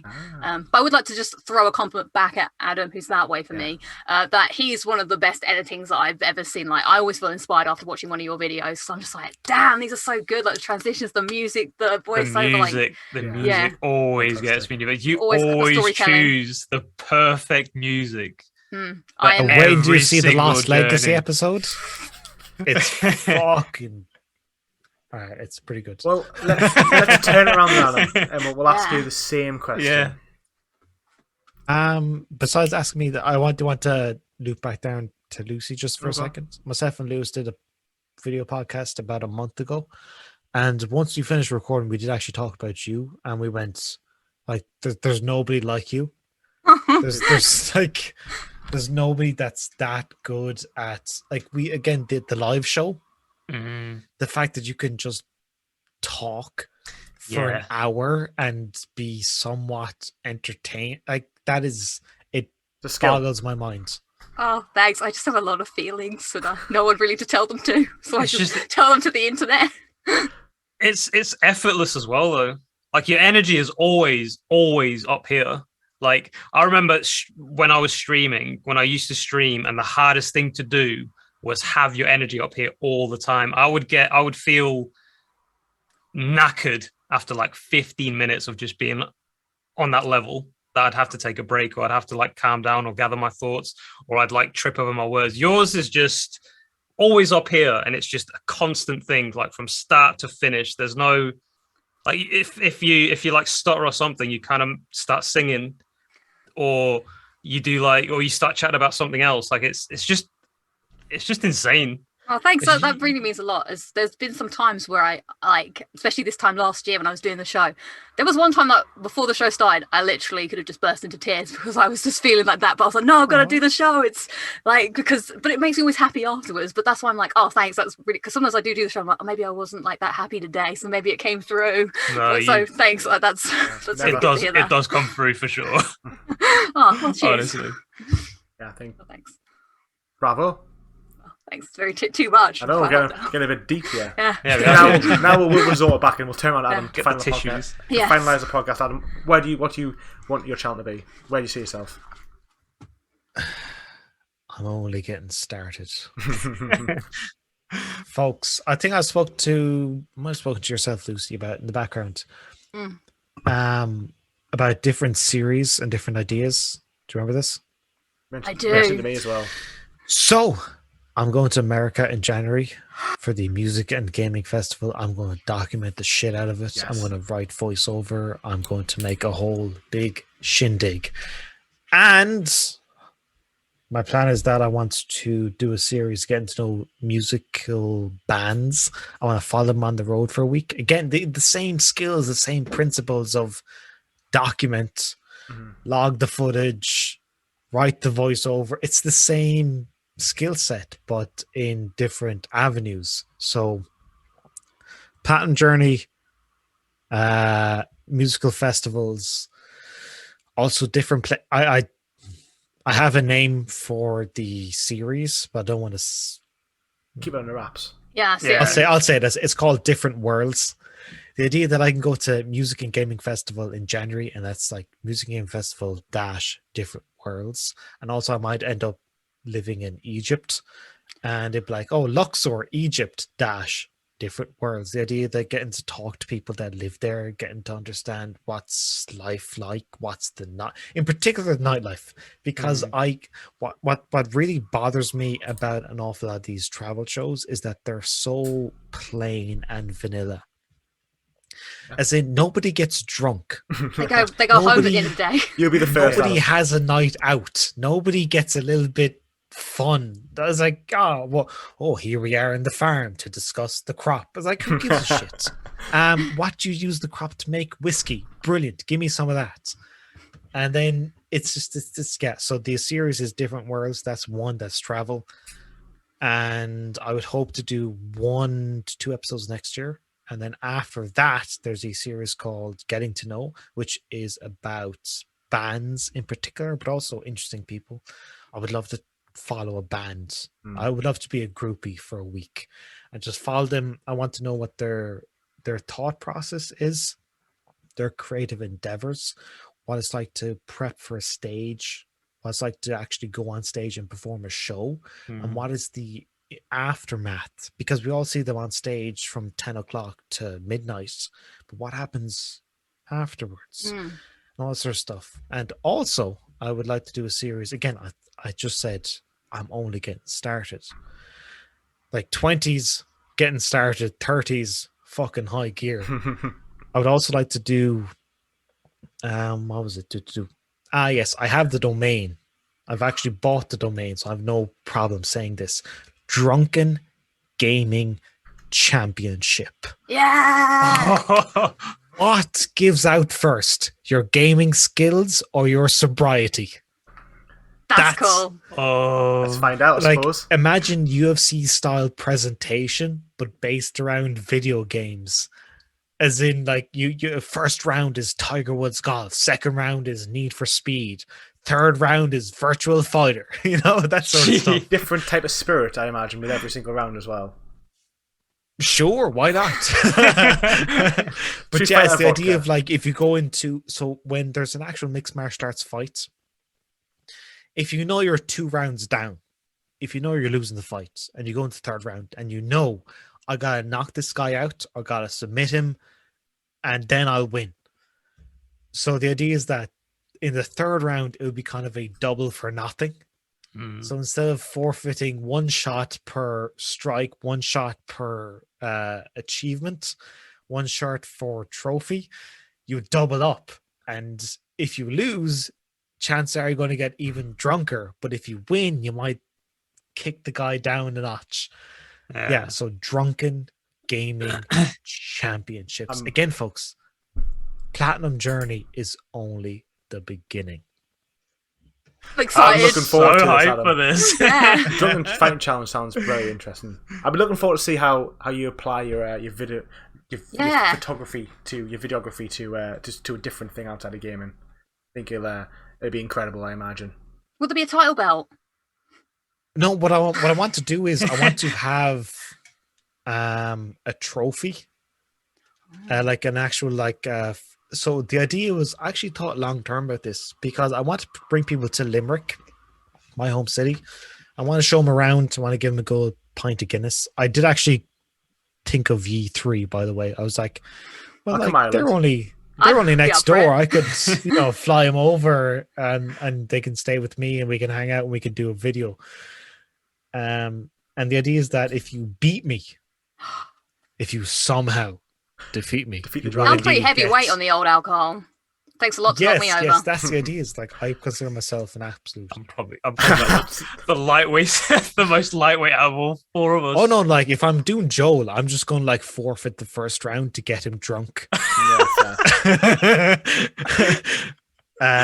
the idea would be that there'd be a medal, kind of you could hang around your neck, something that I would want people to be able to take home with them. If you have a trophy, it's kind of too big. But I would like something kind of like a medal, like a gold medal, to be able, like, a little inscription, their name, the date, called the Drunken Master. Yeah, something like that. Yeah, that they can take home, and it's like, damn, that was a good time in Ireland, and that's my idea. I'm well up for a good time in Ireland. Yeah, same. I'm booking my flight. Skyscanner.com right now. Where are we going? Oh, also, I'm very forward thinking. It is a complete intergender league. Men and women are deemed equal.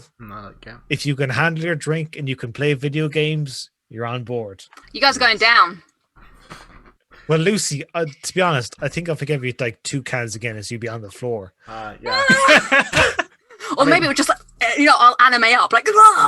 Yeah, but the thing is, like, I think Lucy's a better gamer than I am, but I think I could get her drunk enough that it would not matter. Yeah. I'm gonna have to do some Hulk Hogan training for this. The old drink my drinks, eat my 10 vitamins. cans against a day, I'll sort you right out. You talk about the training. I've got this idea of I want to do like, do you know the way the UFC does countdowns or does previews or does like weigh-ins? Fighter? I would love to do this sort of idea of following the athlete in their preparation for the big upcoming fight, whereas you would follow them as they're in the local bar, and you would it would be this kind of dusty, quiet, cold looking bar, and you see the bar running across top, and the person be at the very end, and you see just empty pint glasses, and they'd be at the very end and be like, I'm here 5 nights a week, just sinking it, getting that tolerance up, and you would have people in their sitting rooms, and they would just do bicep curls with vodka bottles, and then taking a swig. That sounds like one hell of a montage, and I'm all for it. That sounds like one hell of a hangover as well. Yeah. If you stay drunk, the hangover never appears, Joel. Yeah, I have the domain. I've had this idea for 5 years. Wow. It's time to bring it to life, Adam. Yeah.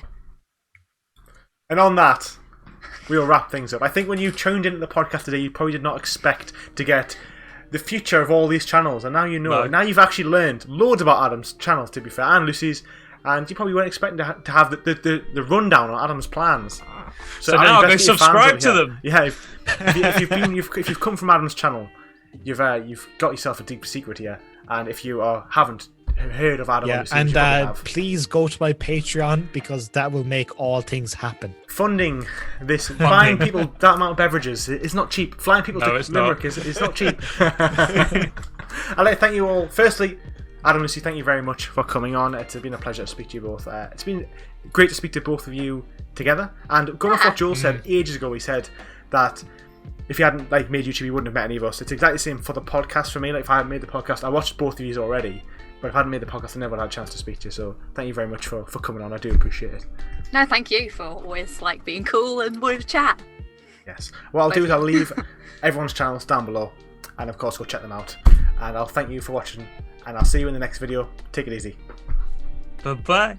Bye.